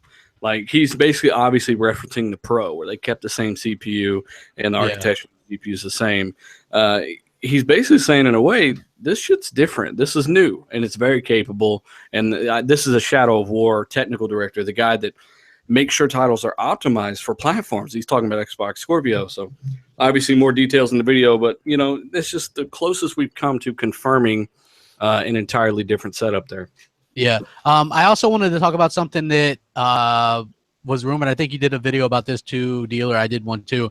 That Xbox Scorpio will allow up to 10 gigs of RAM use to developers strictly for the games, which would be huge because if you look at what's allowed on Xbox One, it's like 5 or 5.5 gigs of the GDDR3, I believe that, or what is it, DDR3? Yes, excuse me. I'm not tech genius. It's all right. Nobody gives a shit. Yeah, go ahead. Yeah, but I mean, 10 gigs, like that would be huge, right? Like developers could have a field day with that shit, right? If they could even use it at this point. Yeah. I have an RX 480 that's not even using all 8 gigs. I see Shadow of Mordor. I was running that at 4K Ultra, like 50 frames a second, which is about as high as I can get with my RX 480. And I was using a little over 6 gigs of video memory. And people say, well, you know, Pro has enough, blah, blah, blah. Like you say 8 gigs isn't being used, so why would the Pro need any more than it's using? And it's like, well, you forget the consoles are sharing memory. Right, their OS and shit's taking up some of that RAM, that video memory. And the PC, I've got another 16 gigs in the background that hold the OS. So I'm not. None of that video memory is being used by the PC itself. It's all for games. On console, it's shared. So that's why 12 gigs is much more important on a console than it would be on a PC. And they got more overhead for like future games and stuff that's going to take more use of it and stuff. Like that. And who knows how else they'll figure out how to use that. Yeah. It ain't gonna hurt. I mean, damn sure. Yeah. I mean, if anything, right? Like, I mean, this just makes it so that now if they don't have to, developers don't have to sit there and tweak with this right away at the beginning. You'll see at least better performing games overall because they don't have to sit there and tweak this stuff to try to fit into, you know, 6 to 8 gigs of memory. Yeah, they don't have to worry about the lack of ES RAM because the 300 gigs a second just inherently just gets rid of the need for ES RAM. That PS4 Pro is only brought out to try to help run the PSVR a bit smoother. Yeah, it's just a resolution box right now, man. It ain't worth it to me so far. Well, okay. With that being said, what do you guys think about this analyst who? There we go. This analyst, right? He comes out now. To his credit, he predicted the PS4 Slim and the PS4 Pro, and now he's predicting a 10 teraflop beast of a PS5 next year. Well, let's just be clear: the Slim wasn't hard to predict, and the Pro, Sony had made statements talking about looking into making a console that was more powerful already. I predicted both of these. It's like, you know, and let's remember too that the 4 before that, he was fucking dead nose wrong. So it is what it is, man. People want to listen to this guy because they're desperate. Yeah. I mean, here's the thing, like if I bought like a PS4 Pro and I just bought it and like next year or this E3 they're like, hey, PS5 and blah blah blah, like fucking people would lose their fucking shit. I would never buy another PlayStation. I would never fucking listen to Sony again and blah blah. I'd move on. Like there's no way that they're gonna do that. And Sony don't want to quit selling PS4s, right? They're selling like crazy. That's their goal is to make money, not give you better hardware. They made Pro so you'd buy another PlayStation, not because you needed better hardware. Yeah, there's not going to be another console iteration like that for probably quite a few years. 2020 at the earliest. Yeah, I mean, look, here's the other thing, right? That would make no sense whatsoever for Sony to do that. They're already basically killing it in sales. They have no reason to release anything else at this point, right? Like the only reason, again, that the Pro came out was because of they wanted to help drive the VR better. Like the only thing that's going to drive Sony to make another like PS5 or whatever is like Scorpio comes out and they just start fucking like catching up and all that kind of stuff, and then they're going to be like, all right, let's take a look at this now, and then start fucking. I'm not sure that'll happen because it always gets changed and shifted. And 10 teraflops even next year, that's not going to be affordable. 6 teraflops 2 years ago was fucking ridiculous, right? On the PC side. Yeah. Now we've got cards on the PC side. Now the 1080s, which is a $700 card, $600 card. That's 8 teraflops, 9 teraflops, right? Like it's not been enough time for 10 teraflops to even be a thing in the APU space either. Like it's just not. And like you said, they're not going to sell you something else when you're still buying the shit they're giving you. Yeah. And it's just, there's not enough reasons for this to happen. It doesn't make sense. They would eat themselves from within. It is what it is. I feel like it's common sense. I don't pay much heed to analyst. That's why the word analyst starts with the letters ANAL, and that spells anal. Most of them are fucking full of shit. Yeah. Well, I mean, you just look at Pactor. I mean, he's one of these guys. He predicted the Xbox One to win this generation. What's that tell you, right? I mean, no, I'm not taking shots. I'm just saying, like, that's what he said. He was the same guy that said, that people, that The Walking Dead wouldn't win Game of the Year that first season or whatever, and it did. He said he'd eat his hat, and he still hasn't eaten his hat. So, I mean, he's actually hilarious because he's wrong so many times. It's actually funny. Like every time I watch a video, I listen to stuff, and I'm like, man, he's wrong again.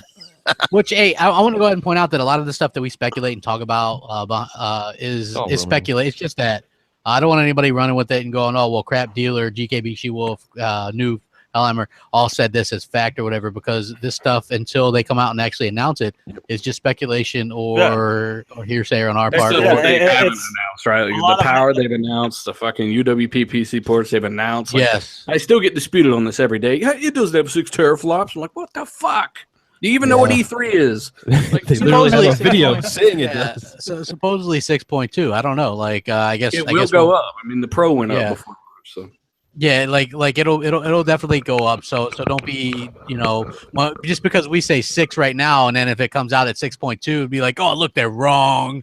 You know what I mean? Like, we're only saying 6 because going off what's been confirmed. Yeah, I'm only going off the base specs that we've had confirmation of, and just off of just the knowledge of the hardware industry, pricing and that sort of thing. I mean, that's just how it goes. Yeah, I mean that's all you can do. You know what I mean? And that's what people like come to us for. If you actually look at what some of the bigger sites and stuff are doing, they're not doing. They're actually doing less investigative work than we are. Like, I'm not sure what the deal is, but they don't email and just reiterate the email. That's all they do. Man. Yeah, exactly. So it is interesting. Now, here's something that I wanted to talk a little bit about, and it makes sense. GKB and I were talking about it earlier today. I heard this from a couple people. Phil Spencer. Pretty funny. Yes, Phil Spencer took a trip to Japan. Right, a lot of people assumed he was going to like drum up support for like JRPGs and all this kind of stuff, right? But why would the head of Xbox go to do that, right? Like he could have easily sent somebody to go do that for him, called up somebody or whatever. Somebody told me that Scorpio Phil support? Well, yeah, but somebody told me that Phil's Japan trip was actually to finalize some kind of deal with Nintendo. Yeah. And at first I was like, I don't know if I believe that, but these rumors, who's messing with a cup or something? No idea. I hear it. Yeah, like Jesus. Okay, so Phil apparently went to there to finalize this deal with Nintendo, right? That makes a lot of sense to me because right? Like, here's the thing. Phil has said he wanted to work with Nintendo for a long time. Do we have any idea what this would be? I have no fucking idea. Maybe Nintendo. Maybe it's some kind of. Yeah, well, maybe it's some kind of deal where they'll let Nintendo have Banjo-Kazooie so they can do a game if they make a game for Xbox One of Donkey Kong. Yeah, I don't know. Maybe Banjo-Kazooie will be in Super Smash Brothers. I was gonna say like a cross-play Super Smash Bros. Or something like with. Or maybe. Oh, hold on. Check this out. What about this? Right? Think about this, and this is me thinking outside the box. Killer Instinct. What if they decided to put something like Donkey Kong in there, or some kind of Nintendo character, Link like maybe, because that would fit Link, right? Or Samus, right? Yeah, Samus. And then they let Banjo or somebody go into Smash Brothers, right? That to me, maybe that's why they're being so nice about Zelda and promoting it, because maybe they want Link to come into their game. I'm gonna play the devil's advocate here. Do it, dude. Do it. The reason why Phil himself went there is because in Japan a lot of their culture and stuff revolves around the higher ups themselves meeting, rather than sending in, say, like what would be considered like a lackey or whatever. Yeah, it's less respectful to send like a lower end dude to I get that too, but think about this. Doesn't it jive with you guys? Like GKB even showed me this tweet. Josh Stein. Yeah, Josh Stein, who's like my new best friend with my old best friend. And is somebody drumming got a conga line or something wrong? What the fuck is going on? Wait, officially say I'm not doing anything. It's not me. Sound effects. I'm out in the cornfield on a podcast. So Josh Stein, who is like the community manager, He's like, here's your new best friend, and it's like he With has your a old best switch friend, and they play together. with your old best friend. Yeah, and it's so like wouldn't it be an epic tease if because what did Phil say? He can't talk about what went down in Japan. Yeah. So just and anyway, we're just speculating. I'm not saying I know this for sure. I just heard from somebody that said this is what happened. That's the hot topic, and so there's a million things that could go on here because there is some history there. Believe it or not, Microsoft, after they purchased Rare, allowed Rare to work on games for the Game Boy Advance, including Aviva Pinata and some other stuff. Why? Because Microsoft doesn't see the Game Boy Advance as competition. So they let them actually. I don't mean to cut you off, but like way back when Phil first took over Xbox, people were asking him the question, if you could have like any kind of games on the Xbox, what would they be? And he said he has so many childhood favorite Nintendo games that he would love to be able to actually pull some of them over. So Nintendo, if he got all the OG Mario games from Super Nintendo and stuff on the console, I would buy everything on. Just for like my nieces and stuff. Could you guys imagine a Metroid Halo crossover game? Holy shit! No. Or no. No. But I don't know. Look, I think Nintendo's like cool and like really responsive to putting like their IPs on other things. Like you can look at like the Mario Run games on like iOS and on Android. But look, here's the thing. They're up for it. But here's the thing, though. Like Nintendo is up for doing that, right? But that's because that's a market segment that they can get a hold of that they know will do really well, right? But it's not a traditional Mario game. It's not a traditional Fire Emblem game. It's not a traditional this or that. They're all geared towards mobile use because they don't want to kill their brand, right? Nintendo starts putting their stuff on other consoles, no matter what it is. And all of a sudden, now they've killed their luster, the allure that makes people go out and buy a Nintendo. Well, like consoles that don't sell, like the Wii U, is killing their brand literally. So they need to do something. Like Nintendo likes the color of money and green, and Xbox is green. So. I still don't think that there's going to be anything on there for like it's probably Minecraft related. It's probably with that partnership. Well, yeah. Look, it could be Minecraft. It could be a Smash Brothers character for a Killer Instinct character. I think makes sense. Look, here's the thing that makes most sense to me. If there's going to be anything, there was anything like this that was done where Phil spoke with anybody at Nintendo, it was probably a side thing because he went over there to try to drum up some support for some Japanese developers and that sort of thing. He talked to Nintendo. Maybe Nintendo wants to put some of the old rare games back out on like a compilation or something like that. Maybe he had to go talk with them and say, yeah, go ahead. So that way they could get, say, Banjo-Kazooie on the Virtual Console or, whatever the case may be. I don't think it's going to be anything major like anything other than that. Yeah, we could be blown out of proportion too. They couldn't even get 007 GoldenEye in the fucking rare replay. That wasn't Nintendo though. That has to do with that thing gets passed around like a town bicycle. So like the license is in flux or something. Yeah, it's like the license. I don't even know who has it right now. It does. It was town bicycle. What the? Okay, the town bicycle. Everybody gets a ride, right? Like that's that's what's up. Like everybody gets a ride. Like the town doorknob, whatever. Like the town door. Yeah, like everybody gets a turn. So yeah, it's like like I don't even know who the hell has that. But the problem is, a little known fact about Nintendo because I know my history here. This isn't scripted or anything, but they did GoldenEye because they had the license at the time. Rare did for Nintendo, and then they were going to do a sequel, but then they got outbid on the rights, so they turned what was going to be the sequel into Perfect Dark, and that's how that came about. That's why it was originally just going to be a sequel to GoldenEye. So. It was like interesting whole little tidbit and stuff like that. So, like that's super interesting. Like for me, it could be anything, but that is a hell of an interesting type of. But all it is maybe a deal that allow them to use some of those rare IPs to put back on Nintendo. I'm not saying to make a new one. I'm saying so that way they can put like Banjo-Kazooie, that kind of stuff on the Virtual Console because that makes Microsoft money. Yeah, well, yeah. I mean, obviously. I don't think I'm doing a deal like that for him to go there. It just seems like a small reason. I don't think that like he would just go there for that. Like it would be like something else for like Xbox as well. He was there he went there because it shows more respect for him to go there to talk to the heads of these studios and stuff to try to get some more support.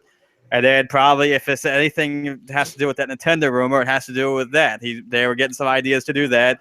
Maybe he's saying okay to allow some more games to go toward the 3DS, since that's not a competition whatsoever to Microsoft. I mean, it could be almost anything like that. Well, I mean, it has to do with it. It's going to be an old IP or something like that has to do with it. Microsoft doesn't see that as. Listen, if you hear what Phil Spencer is very transparent. He in the past has said he would love to do something Mario related with Minecraft. He in the past has said he would love to get Banjo-Kazooie or something in Smash Brothers, or do a character in whatever. You know what I mean? So I don't think that it would be full on games, but a guest spot or whatever, I definitely see something like that happen. I think. Look, why not? Look, why not put Banjo in Mario Kart?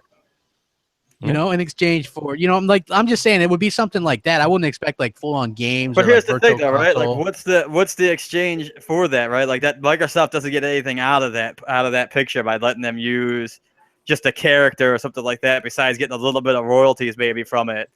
Well, no, like you exchange a character, right? Like, why not use Samus or use Link and Killer Instinct? Because you're never going to see it. Why never not? will see it, because Nintendo will not allow that. I guarantee. Wasn't Link in a fighting game on Soul Calibur? That was on the GameCube only version. I understand that, but still, they allowed it to put out there, right? Yeah, they allowed it on their console. Can I just make one at least feasible point? Is the fact that Day, Nintendo. What?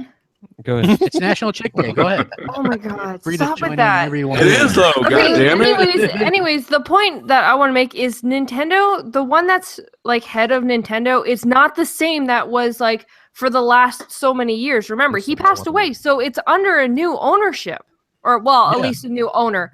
So the CEO could actually be like, "Hey, let's do this. This could actually make us both more money." It's not the same CEO that it was before that was turning down saying, but I don't, but it's not a matter just the CEO, right? Like their board and everything is still very traditional with how they act and how everything they do. Well, you can't say that either, because like I just said, like they put Mario on iOS and Android, which has never been done before either. Well, yeah, but they put them on there as a Nintendo branded game, and they knew that it would sell. That's not a traditional type of game. So you're saying like Nintendo won't put it on Xbox because it won't sell?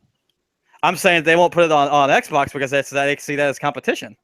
Well, no, Microsoft. I do not believe Nintendo sees Sony or Xbox as any form of competition. They march at their own drum, bro. I don't think they see anybody. Yeah, they don't care. I don't see it. They'll follow that drum right into bankruptcy.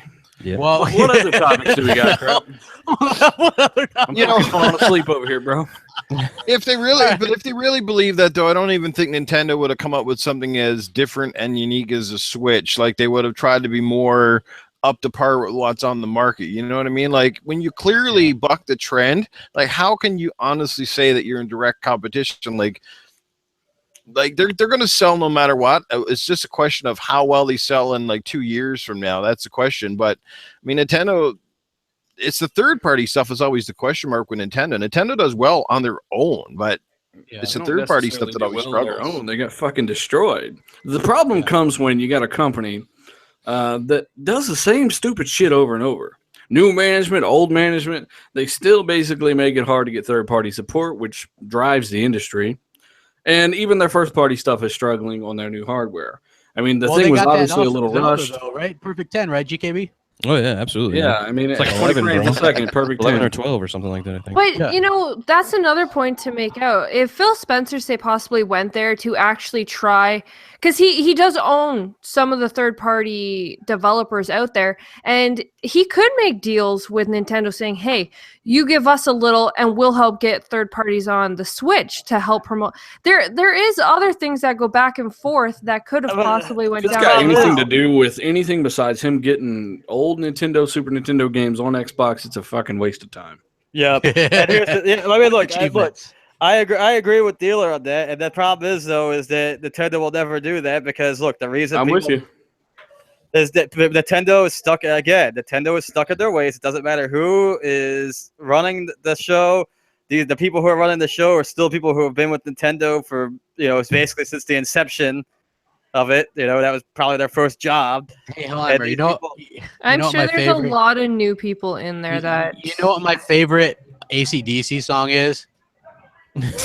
Money talks. That's all I'm gonna say, But, right? it doesn't- Money, but money look, talks. here's the thing, right? Money does talk, right? But look, say Microsoft, let's just play that game, right? Like they put those games over to the Xbox. Then, what is the incentive then? Because a lot of people go out and buy the 3DS and the Switch, and the same way with the Wii U and stuff, just to play the older games on there, basically, right? They have a legitimate system that they can play the games on. So at this point, then that's a big selling point for Nintendo. It doesn't matter whether or not they want to push their hardware as well. So that way, I'm not saying they're gonna have games. I'm saying that Mario might come to Minecraft or It's characters. yeah. but I think that's already been done, right? There's already a Mario Minecraft skin that's on the Wii U. I'm talking about on Xbox. It's not going to happen. There's no point on it. Why? You literally don't think? no point. What if you could play as Mario at 8-bit Mario? You're telling me that an 8-bit fucking Mario Minecraft skin on Xbox wouldn't be big? That would be fucking huge. I would play it. Yeah, It would I sell. would play it. it would sell. Yeah, crazy. just and that's all it would have to be. I'm not saying it has to be a full fucking game. And I have just blown your mind, Hellhammer. Blown. No, And like the actual No, skins he's in the being map as skeptical. well are like made from like the Mario style stuff. Do you know what I mean? Yeah. You could do that. That would be huge. Yeah, that would be absolutely. absolutely You huge. could literally create your own Mario levels within fucking Minecraft. Mario. Let's. it's not going to happen, though. This is something that literally will never happen.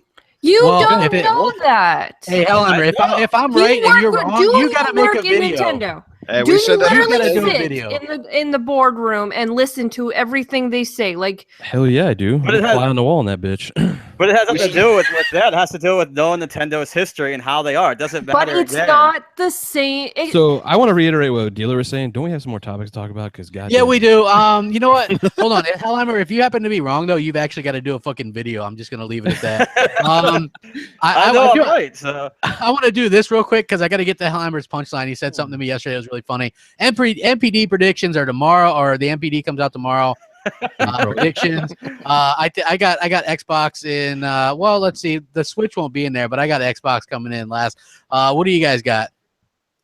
I'm always Team Xbox, man. No matter what, it doesn't matter. Well, this is the Yeah, month they're- that Horizon came out, so it'll be. I was I gonna don't say, think I'm they're gonna win. sorry. I'm just gonna say I I'm think always it's like going Xbox. to be Sony Yeah. just because Because they have Horizon, been right? winning. Yeah, and if Yeah. my local Walmart is anything to go by, like they had a big promotion on for even the Uncharted bundle was $2.99 versus the cheapest bundle that was in the shelf for the Xbox One was $3.79. So do the math. You know, it's not too hard to figure out which console people were walking out of the store with. And most of the PlayStation Uncharted bundles looked like they were selling through. Xboxes were a little bit full on the shelf. Yeah. So pretty much, and then next month, you know, once the Switch comes out, and I was on record. I said, can I quickly point something out? J Sentry just actually sent me in GKB something. Microsoft and Nintendo have worked together before, where they actually had Halo on the Nintendo DS. yeah, that's what I said. again, That that's- Rare again- made some games. Like, yeah. But again, though, that's a thing where that was super early on. They're like shortly after the 360, and that was because there was no competition between the two, and it was only on the about those mobile MPDs? side. And even once again, Well- even if they are doing that kind of shit again, it's a fucking waste of time.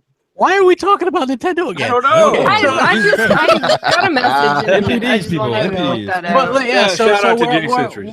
Yeah, Jay Sentries, what up? Thanks Yeah, for good getting dude. back on that topic. Yeah, so What is up with all of the heat? next month was really interesting because I was joking with Hellhammer yesterday, and I was like, we live in a world where next month's MPD, where the Xbox One could be in fourth place. It could lose to the PS4, the Switch, and the 3DS. And what did you say to me, Hellhammer? Yeah, well, I mean, they just gotta get on that hype train. That Xbox is the caboose. Every train needs it. Yeah, he goes, every train needs a caboose. And I was like, that's what the fuck, man? Like, really? Well, I Every mean, what do train you needs a expect, caboose. man? I mean, you Yeah. can understand why if it does happen. A new console Yeah. launch with the Switch, It's a they have new the best console. mobile Zero Dawn. launch ever. Then you got Horizon, which is one of their best selling whatever ever. Yeah. I mean, it's understandable. And nothing will ever stop the 3DS from selling because apparently that thing is like. And we don't count three. You know, fucking. You might as well count cell phones. Then. You know what the funny thing is though? I never counted the 3DS, but whenever the Xbox One won the NPD, the media would be like, Xbox One wins consoles, but 3DS I know. Even though PS4 would win and still get outsold by 3DS, they would never mention that. So 3DS isn't a console; it's a fucking handheld. Which, by the way, I want to touch on something I talked about a little bit earlier, talking about some of the media and stuff like that. I actually found out a pretty interesting reason why the media treats Xbox the way it does, and part of that reason is they look at the Xbox and Microsoft in general as corruption in the old school kind of console space. Yeah, and if you look at idiots, basically. Yeah. So also a lot of them are like these Mac using Apple loving types as well, so that doesn't help matters, right? Like, I don't care if you guys use, that's fine. I'm just saying a lot of them are like the Mac users, and so they're like anti-Microsoft right from the get-go. And then you also have like this old school kind of mentality where Sony and Nintendo are both putting console specific games out that aren't on any other platform. And again, I have no issues with the PC stuff, like whatever you want to put it on your other platform, go, ooh, what the fuck is all that noise? Like, somebody's like sipping a big gulp or something over there. Right. So it's like this whole old guard mentality where they see Nintendo putting out specific games for their platform, they see Sony putting out specific games for their platform, and they see Microsoft sullying that all up with their by putting specific games out on their specific platform. Plus, you get a free one for the PC. You probably have. But they look at that as a bad thing. Like they honestly do look at that as a bad thing. They didn't look at it as a bad thing with PlayStation Vita cross-buy. You know, I heard them praising that. They're just that's because that's Sony. Look, here's the basic thing, though, right? We already do a lot of this, though, right? Because people have a lot of nostalgia because both Nintendo and Sony have been around longer in the console side.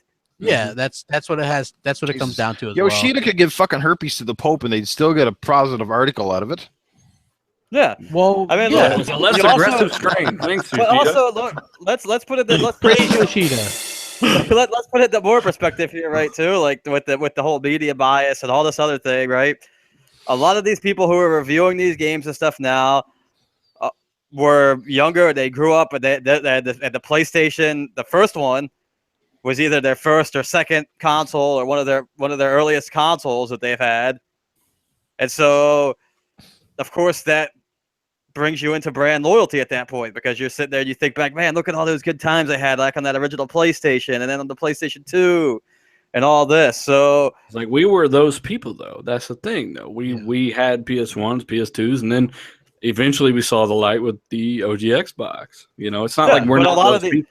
But again, a lot of these people, you got to look at the type of people who are also doing these reviews too, as well, though, right? Like a lot of these people are the hipster types. There you go. Yeah, the guy that hit after hit after hit. Look, like, seriously though, right? Like these are the people who sit there. They have a MacBook. They're very anti-Microsoft because they see them as the evil empire corporation. They're very anti, anything that Microsoft does, and they have. I don't know, man. I wouldn't generalize to that extent, but when somebody goes out of their way, not to mention horrible voice acting in Horizon Zero Dawn, which it is a thing.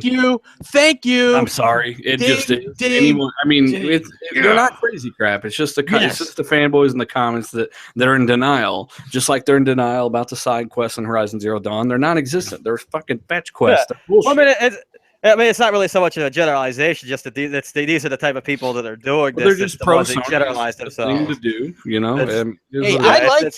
I liked Horizon Zero Dawn, right? I put 34 hours into that game. You gave it an 8 and still I gave it dude, because they don't watch the fucking reviews, right? Well, I kind of was smarmy. I called it fucking Tomb Primal.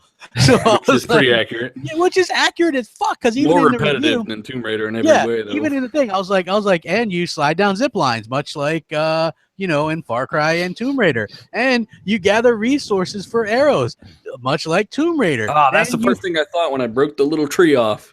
Your save points are campfires, just like Tomb Raider. Just like Tomb Raider, right? Like, holy shit. Like, how does anybody not see this? It was the running simulator for the first several hours. Fuck. Yes. So, and I liked it. Like, here's the thing. I really liked it. I genuinely thought it was good. The problems that I have, people act like weren't real problems. Like the voice acting, not all of it, but some of it, the voices didn't fit with what the characters look like, in my opinion. And you would have like some surfer dude. He's like supposed to be some ancient, like some mystic, and he sounds like Keanu Reeves. You know what I mean? And Bill and Ted. Like, dude. Bogus, no man, like totally. You know, like, yeah, I will say that like that the voice acting from what I've seen on there was pretty bad. Look, I like the game. I think it's a good game. I think it's probably one of Sony's better games, but that's not saying much.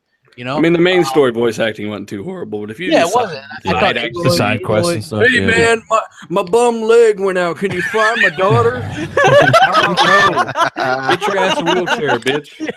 Yeah, can you track down that spear? By the way, my daughter lost a sword or some shit. Now you gotta go get that.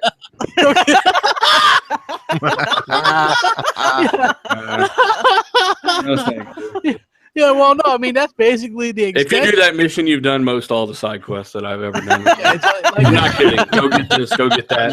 Kill these. Walk in circles. Yes. Play The Witcher 3 if you want to know what real side content's supposed to be like. Yes, those are amazing side quests that are like some of them are better than the main quests. Yeah, that was. You know, I had a lot of more fun with some of the side missions on Witcher than some of the main quests that they had on there. So. Yeah, and I know, and like that was one of my problems was the voice acting, right? I still thought it was, like I said, good game, and then like they do these googly eye things and their heads wobble back and forth, like in the country. Hey, did you beat the game? Yeah, I beat it. Yeah, is it because of the story? Is that somebody told you it was because of the story or something, right? Yeah, the horrible voice acting. Is it because of that? I haven't beat it yet. I'm only like level 16. I don't know where that came from, but it's I don't know either. So it's just horrible. Hey, watch the ending after the credits. So I will say that. Make sure you watch it it after that. Yeah, I did hear something. Hey, similar can you find my sword? Sword. I can't. I lost my mom's spear. I can't wait to see a game that eventually has an ending to explain why the graphics are bad. Oh, the fucking console we developed on was so shitty and our budget ran out. So Man, the graphics aren't bad, man, but I will say in the checkerboard mode, the game is much blurrier. Like I'll play it in the performance mode where it doesn't check because it only looks like 4K when you're sitting still, right? That's what checkerboard, it produces artifacts when you're moving. So it's more blurry when you're running. I'm like, holy shit, I would enjoy this so much more at 60 frames. But you know, that's why I play in the performance mode because it's not checkerboard anymore and it's less blurry. Yeah. You know, I don't know, man. Well, what did you think of the like? There was smoke and fog everywhere, like everywhere. Like that's the draw distance issue. Like that was also the same with texture filtering. You could literally look 5 feet in front of you and see. Next time you play it, look at the ground, and you can see the textures filtering in detail. I mean, this thing was pushing Pro to the max, and even with the extra graphic settings, the additional graphic settings of performance mode. It didn't look. The best looking thing about that game is the grass, the tall grass, you know. But it blows and stuff. Definitely, you can tell there were low res textures in the 4K mode. So you guys, if I was Microsoft at this E3 and I wanted to be a fucking brazen ass, which I probably would be, so I'd walk out on stage and when I'm doing my Scorpio unveil, in my right hand I would hold up a fucking checkerboard and say, "This is our competition," and I'd drop it on the ground and then I pull up a big fucking video showing true 4K on. Well, I mean, they're going to do the same thing, but what people they've enabled the same thing, right? But what people don't think about is that technique will be more useful in 3 or 4 years when those higher resolutions are harder to hit. So they have the option. That's what those white papers said. You have the option to do it if you don't want to do native 4K. Maybe you want to do 1800p 60 and you want to checkerboard it up to 4K, right? You know, that's just an option, not necessarily needed for a lot of games. Yeah, you know, again, I like the game. Like people take that wrong. Like if you have any criticism towards a game, they just think like with you, GKB, you were talking about Zelda, right? And you're like, it's a good game, but there's this problem. And one of the I said I love the game, but I think the scores are inflated. And holy shit, did them fucking comatose fucking fanboys come out? I mean, look, they've got a lot of pent up anger, though. I mean, look, they've been getting there. God damn it, not again! You don't talk shit about Zelda, I swear to God. Because look, like, here's the thing, right? Like, if that wasn't a Zelda game, would that have gotten a 10? If there's just if that's just random quest game, Stick Boy 7. You know what I mean? Yeah, Stick Boy 7. Or let's say they take Zelda out and then they put in who the hell is Robin Hood, right? That's Robin Hood the game. Is that getting 10s? I don't think it is. No. Because whenever you watch a review, they're like, yeah, well, there's a lot of just walking when there's no enemies, or the controls are clunky, The the controls are puzzles terrible. They're not stupid. clunky. Yeah. They're You know fucking what I terrible. thought when I They're watched terrible. the Switch review? He's shitting on it the whole time, right? He's like, yeah, in the end, it's still a piece of shit, and it pops up 7.0 good. And I'm like, well, damn it. Like, you just got done complaining about it nonstop. How is it good? Like, it should be like a 6.8. It needs work, right? Like, Yeah. maybe it could be a 7 with updates. Yeah, Some of those actually- reviewers are like an 18-year-old getting a hooker for the first fucking time. They think it's all fine and dandy till they come out and their dick's itchy. Boom. Thanks, dude. Good one. Never had a scratchy penis before. What was it? Yeah. Yeah. So anyway, like I said, Horizon Zero Dawn actually sold really well. Reached #1. Was like, I was surprised because it's the #1 new IP launch in PS4 history. It beat No Man's Sky, and I was like, wait, Like, that's a they thing? didn't have many new like IPs that did well because they all reviewed pretty badly. Yeah, like that's what I was thinking. I was like, No Man's Sky was like the hype for that was unbelievable, obviously, but and then maybe it launched well, but because they didn't allow the reviews to go out till late. So yeah, like with this, like congratulations, I'm sure it'll be something good. It's a solid in the 8. That's future. where I'm at. Yeah, it's 8.0. exactly right. 8. Yeah, exactly. That's not a bad score. That's a. I wish they would. It's like what, 88, 89? Yeah, like 88. something. It shouldn't be in an 88. No way. There's too many flaws with it. But you know what? Somebody pointed this out to me. They sent me this thing, and like, there's like 8 or 9 Metacritic sites that get judged on Metacritic that are like PlayStation sites, right? Like official shockers. PlayStation magazines.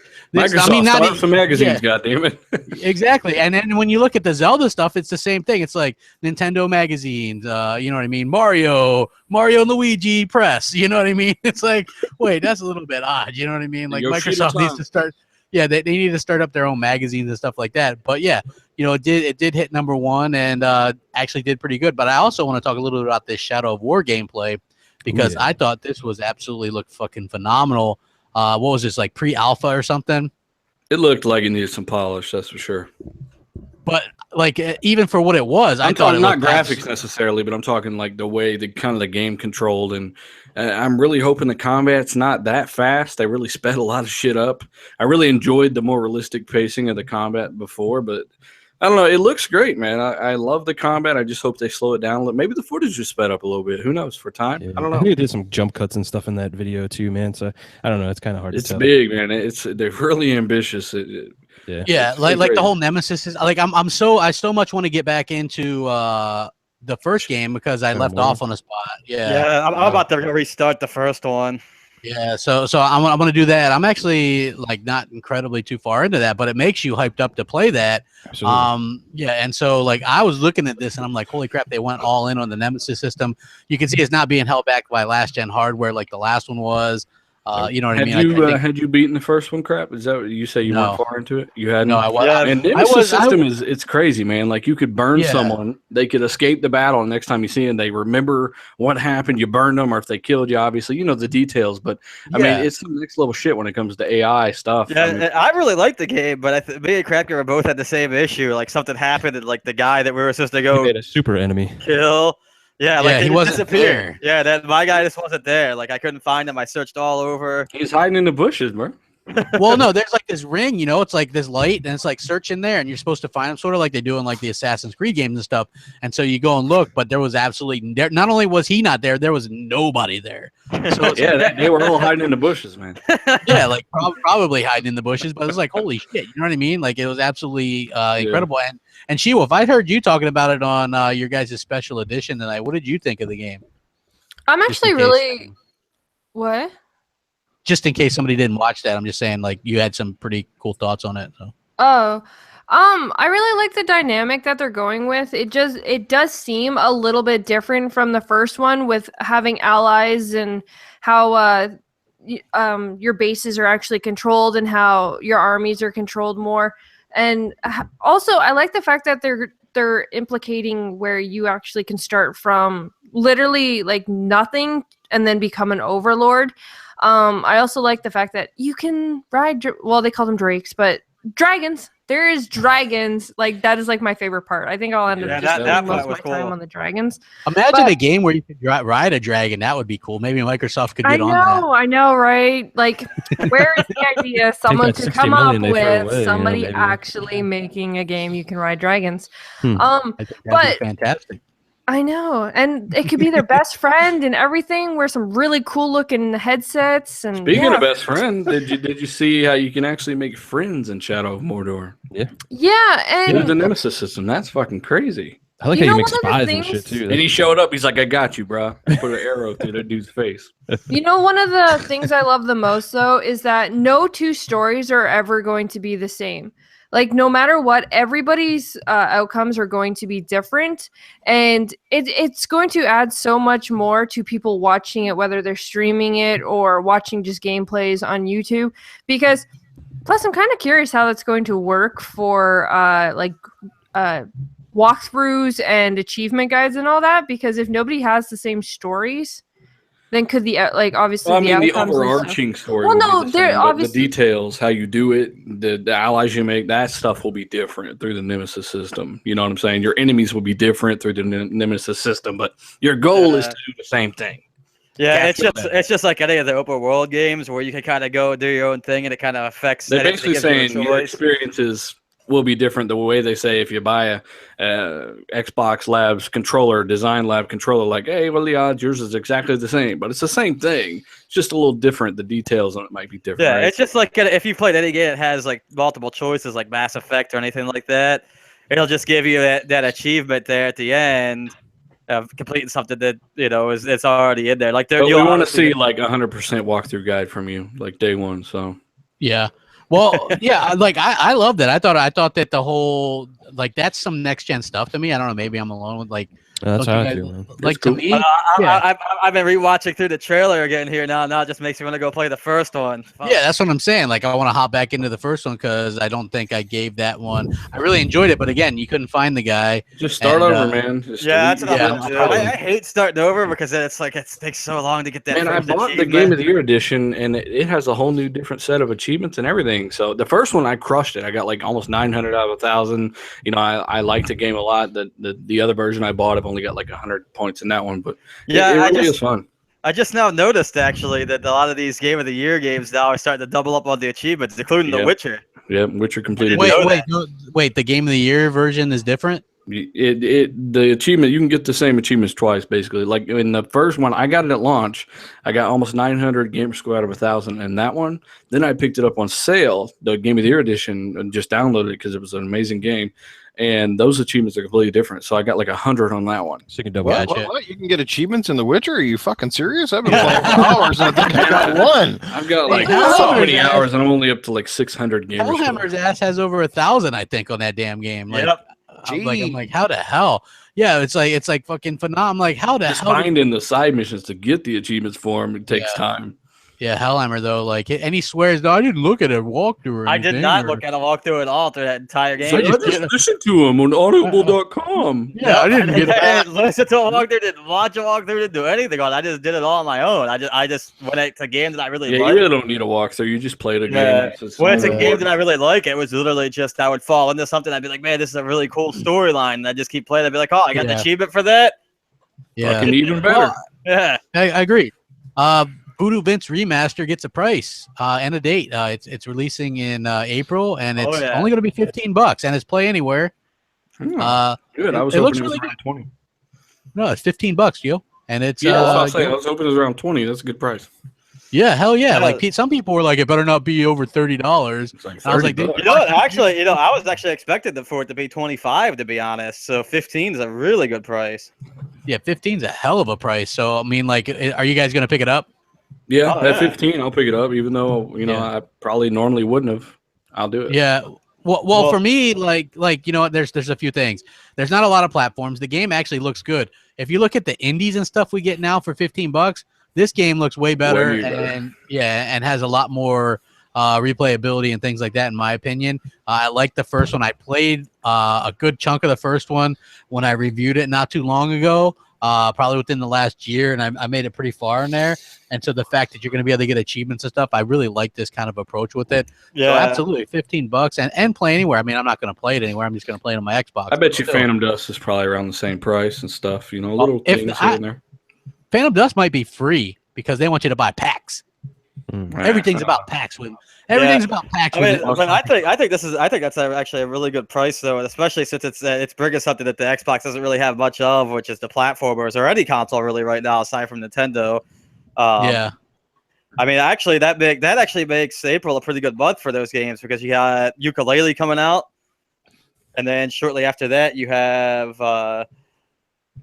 Voodoo Vince coming out. I mean, they could have went for 20 and they went for 15, and that's great. Yeah, that's a really good price at that. Yeah, I'm like She-Wolf, GKB. You guys interested in this? I'm kind of mad about it, man. Like, you guys love these kind of games. Yeah, I know, but like, well, he hates Xbox now. Oh yeah, I drink the haterade, bro. I think Voodoo Vince is cool. I think it's done for Phil. That's one of his favorite games. Cool. $15, good price. Yeah, sure. Just with all the games coming out, Mass Effect and all that kind of stuff, dude. Yeah. I'm just gonna be all Mass involved in all that Effect stuff, dude.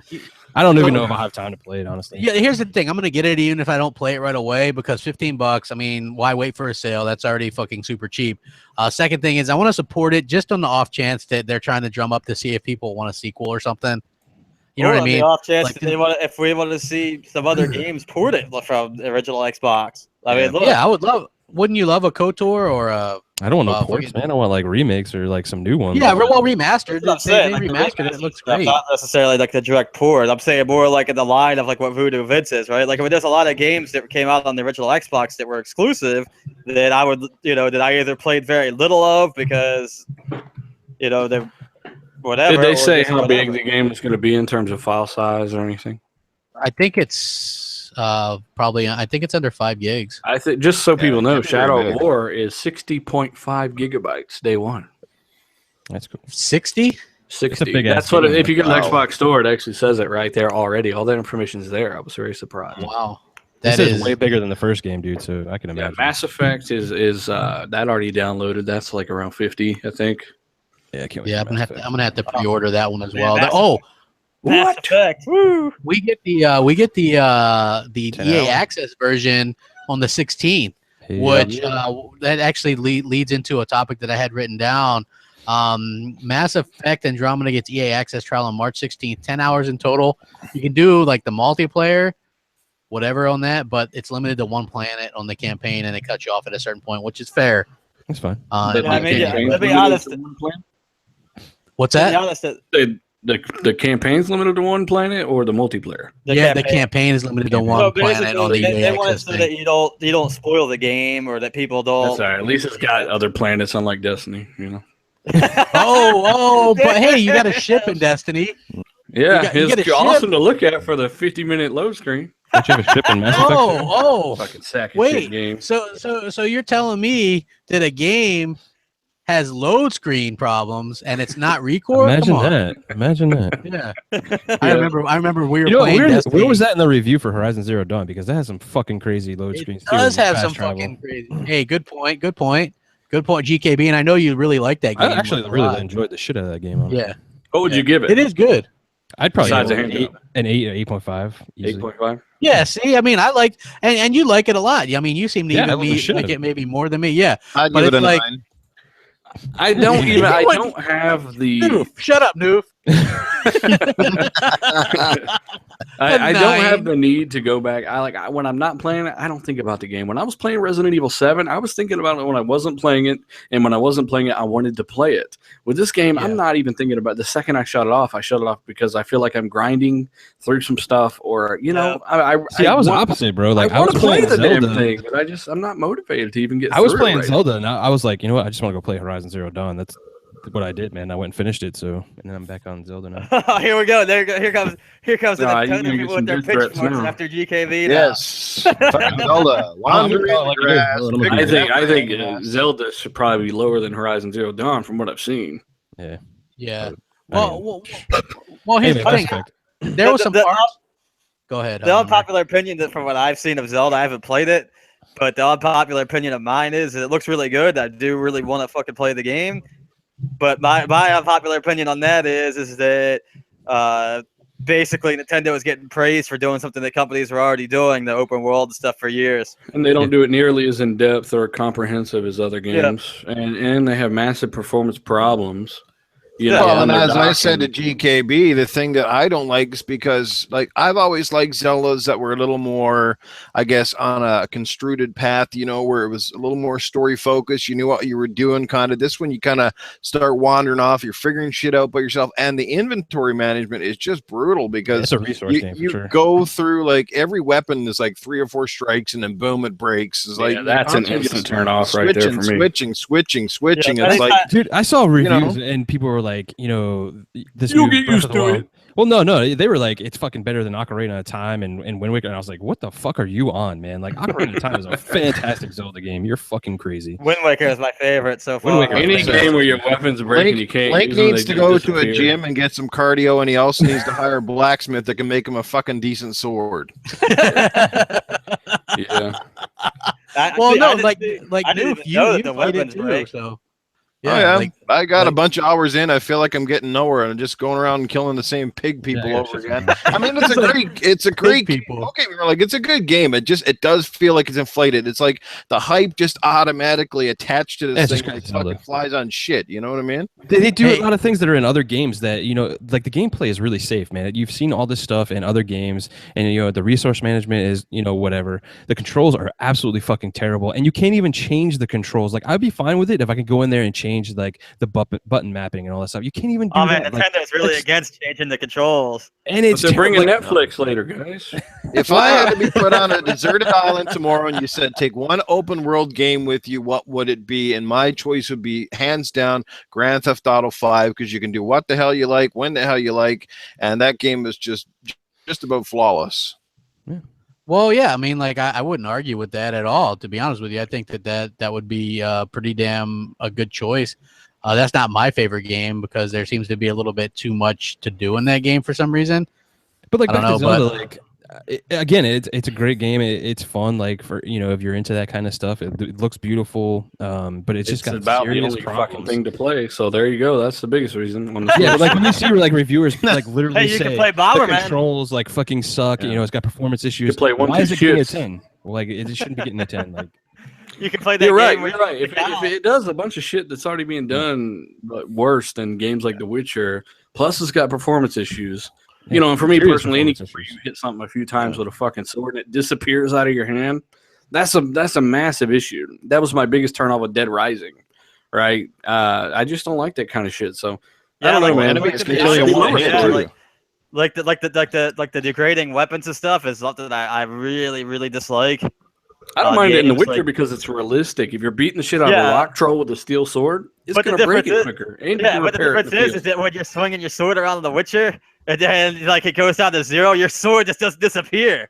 Yeah, you're just doing reduced damage, and like I said, it depends Yeah, on you what you're just hitting. go repair Right. and you're good to go after that. So you Well, can not actually to have a mention set of he's got- weapons. Not to mention, but Link also has stamina for everything. So if he's climbing a hill or a mountain, he can only climb so far before he runs out of all of his stamina. And then you just don't stop and he gets it back. No, you either have to eat something that will increase his stamina, or you fall off the cliff and die. Like I couldn't even swim across the stream before he ran out of stamina. I'm like, maybe I'll tread water for 30 seconds and he'll recuperate. No, that didn't work. He just fucking drowned. I'm like, are you freaking you should kidding drown, me? dude. Yeah, for sure. So what if you like running in a field and you run out of stamina? Does he have a heart attack and shit, or you got to eat an energy He gets all bar? puffy and puffy, bro. He's like, "Ah, He clutches his chest and just falls over. That's like game over. Game it's over, like- man. it's just- Game over. I don't know. I kind of understand why they went with some of the systems, but at the same time, for a Zelda game, it doesn't necessarily fit. Like Zelda doesn't need to be The Witcher. That's the bottom line. yeah, I agree. Maybe She it will does. hated it from what I remember. She will. Did you say you hated that game? It was boring. She was like, I What don't. game? What game? No, she's like dogged out. She's No, like, what I game? like. You guys are rambling on about so many different games right now that I have no idea where you're at. Like, We're on your dream Zelda. zone. I hear like We're Witcher talking 3, you're like Horizon, you're Zelda, like you're all over the place, guys. Zelda, what do you think? It's like if we're talking hardware, she's like, "Fuck this." If we're talking games, you're talking too many fucking games. No, you're like Too you many guys are going back and games. forth between. But when it comes, I didn't actually play Zelda. I've never really been a fan of Zelda, and it's not like it's because I hate the game or anything. It's just it's not my kind of play style. That would More be or less She-Wolf. because- What's your Twitter so people can send you their hate messages? It's more or less With a because Uni, I don't know. I like when my like button layout is like set and I understand it. I don't want everything changed up on me all the time. And you get used to it playing on the other consoles and stuff like that where the Switch is really Oh, you like, mean when their button configurations make sense? Like yeah, like well, it's just it's weird and my biggest issue with this game, like I was actually kind of excited for this and I was hoping that it was going to be one of those Zelda games that actually pulled me into play. But after watching GKB play it, you spend too much time actually riding around and not actually engaging in anything. And that to me is just, I would get so bored and just shut it off. I wouldn't even be able to keep playing because it takes so long just to even come up to any form of enemies. Now, the puzzles are awesome. I do say that. Yeah, like, the I shrines do are enjoy cool. those. I like the shrines, and I do like the art style. I love the simplicity of it and, you know, the water-based style look to it.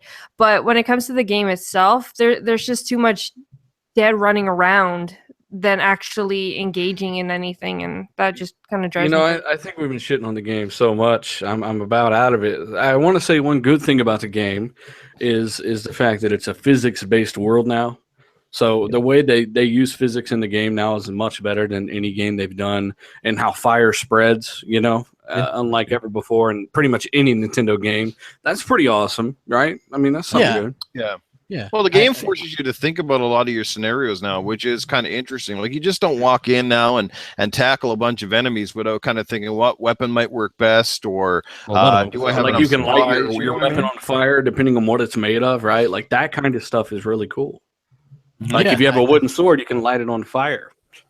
And then it disappears. Yeah, if you got a metal shield on your back, apparently you can get struck by lightning and die. But it's definitely not a 10. It's like real life. No, it's definitely not a 10. I don't know Yeah. where they get that from. So yeah, you guys are definitely saying it's not a 10. We've cruised past 2 hours, folks. I'm gonna go ahead and let these. Yeah, man, 2 hours plus. So I'm gonna go ahead and let these fine people do their outros. Since it's National Chick Day, She-Wolf, go ahead and do yours first. Just pretty much you can find me on the Gamers Knows Best YouTube channel. You can find me on Twitter and Xbox Live and PSN now at XSheWolfX with a U, not a no. So With a come U, hang not a out, no. have fun. What's Community the game game time. game? I don't know the game yet, but there will be a game at 9:30 p.m. Eastern time on Xbox Live. I will announce the game tomorrow. Just got to kind of go back and forth with GKB a bit to see exactly what we want to play. But there will be a game night. So Halo Wars 2. Awesome. Good stuff. Halo Wars 2. I'm not still gotta playing do- Halo Wars 2. Still gotta Time do games. some Blitz time games. With She-Wolf time games. She knows. And Governor, what do you got going on, GKB? What's up, man? You can find me Gamers Knows Best on YouTube and Twitter. Come join our Discord. Having a lot of fun in there, talking shit and all kinds of cool stuff. Be on the Shop Podcast, doing a whole bunch of videos and all the usual stuff, hanging out with you guys and talking shit about everything. So good time. Kick ass. Kick ass. Hellhammer, what do you got going on, dude? Nothing. Yep, pretty much nothing. I'll be back on here next week. Otherwise, I can be found on Twitter, XXLHammer, or Xbox Live, XXLHammer. Hell yeah. And Dealer Gaming, what do you got going on, brother? Well, as you saw, I just released a video today. I do a lot of Doing side quests, looking for Hey, can you Bad find voice my acting? sword? my sword. Fucking sword! I keep losing this fucking sword. The sword. It was an I heirloom. found the sword for you like 8 times. Yeah, the fucking dinosaur took it. Yeah, the dinosaur. I don't know. Go and follow me at dealer_gaming on Twitter. Obviously, easiest way to get a hold of me. Any of these guys. Dealer on Xbox Live. You can even add me on PlayStation Network, which I'm never on there, but wait, what is my fucking tag on Play? Wow, I one just thing had to never make a new one. changed. Say whatever it is, you can't change it. Yeah. They never let you change it, so I had to make a new one. But I think it's II Dealer II with no spaces actually, and YouTube obviously for all kinds of Xbox news, technical analysis, Scorpio, etc. All the latest shit. At Dealer Gaming on YouTube. And if you guys like my big bold font on my thumbnails, I totally ripped that off of Dealer. So yeah, yeah, I was like, huh. It turns out people like to read the fucking picture. Huh? Yeah, like there's this funny looking thing with this tiny font, man. Like, and I was like, yeah, you know what, Dealer's is better. I'm gonna go ahead and use that. So yeah, I borrowed that. And then last week I was like, dude, I forgot to even ask. Like, I was like, are you cool with that? I don't want to be a dick. You know what I mean? That's what I say. You're like, why ask? Like, you know, it's good to see people change it up and adapt and move on. You know. Oh, hell yeah, dude, and I appreciate it. And we got Noof, man. You made it through your first episode. It probably flew by, huh? It did. It went really fast. It was a great show. Lots of fun topics. Thanks, everybody, for hanging out with us in the chat, watching tonight. Thanks to everybody on the panel, and especially Crap for having me come on tonight. Maybe I'll be back again in the future. You can catch me on Tuesday nights on the Console Corner with GKB and She-Wolf and various other members. And other than that, I'm kind of like a podcast free agent, just kind of bouncing around. You can... find me on Twitter at Noof Nukem. You can also find me on Xbox Live at Noof Nukem, on PlayStation Nation, or not PlayStation Nation, PlayStation, what is it? PSN? PlayStation Network? PlayStation Network, PlayStation Nation. Yeah. PlayStation Network at Noof_Nukem. That's about it for me. Thanks, everybody. All right, and hit that like button before you guys head out of here. We're damn close to 400 likes. Pretty damn impressive. And remember, you see them Sony fanboy comments, you downrate them shits. Yeah, downrate the Sony. You uprate the Xbox comments. That's how it works. Comments. Yes, that's your guys' job. And if you like Xbox, you better fucking like Xbox. Don't let them run the comments, guys. We're watching. Yeah, run that shit. Come on, guys. Yeah, She-Wolf. The anti-She-Wolf, man. You don't want that shit on you. So don't put that mojo on me. Fucking haterade right now. Exactly. One of these times, I'm just going to like delete every single message that's on it and just see how many can try to post on it. There's no comments in there. What the hell happened? Yeah, like it'd be funny. They saw the light. Xbox is the best box, right? Yeah. Well, no, she will message me just real quick before we go. She goes, "Somebody said they didn't want me on your podcast anymore." I was like, "Really?" They want me replaced. Yeah, they're like. But then the person comes over to our channel and compliments us on our video. Nice. Them fickle fans. Make sense to me about that. People are definitely fickle. Yeah, it's like, hey, get my sword back, guys. He probably just didn't think you'd read the comment. Probably. I told her. I was like, you shouldn't read those comments because there's a lot of bad stuff going on in there. There is, but some of it's funny. Like there are some people in there that's actually like make good comments and are they're fun to listen to. So. It's a shame that I can't really get into the comments as much as I would like to, but I do appreciate everybody. The panel, you guys were great. There we go. Princess says Auntie She-Wolf sounds like a future Killer Instinct character name. That's cool. Oh, that would be a good Killer Instinct. And hey, Fox and everybody that helps. Yeah, you know what? I want to shout out some of the moderators like Foxfire and Matty B. So you guys moderate. Jay Williams, you guys did a good job. Hashtag graphic dog. Graphic God. He did. He's done most of these graphics on the panel. So shout out to him too. What's up, K Mega? Thanks for stopping by, bro. Appreciate all you guys, man. It's been a hell of a show, man. You guys make it great. Well, almost 700 people on just an average Wednesday. It's fucking amazing. It's awesome. Yeah, we'll catch you guys next week, man. Rack them up and be good to each other, man. Don't be assholes. Just it's never goodbye. Just till next time. Xbox Switch and all that kind of stuff, Cool. Oh yeah, we hate the Switch and Zelda. Bad boy physics. Hold on. Finish my sentence.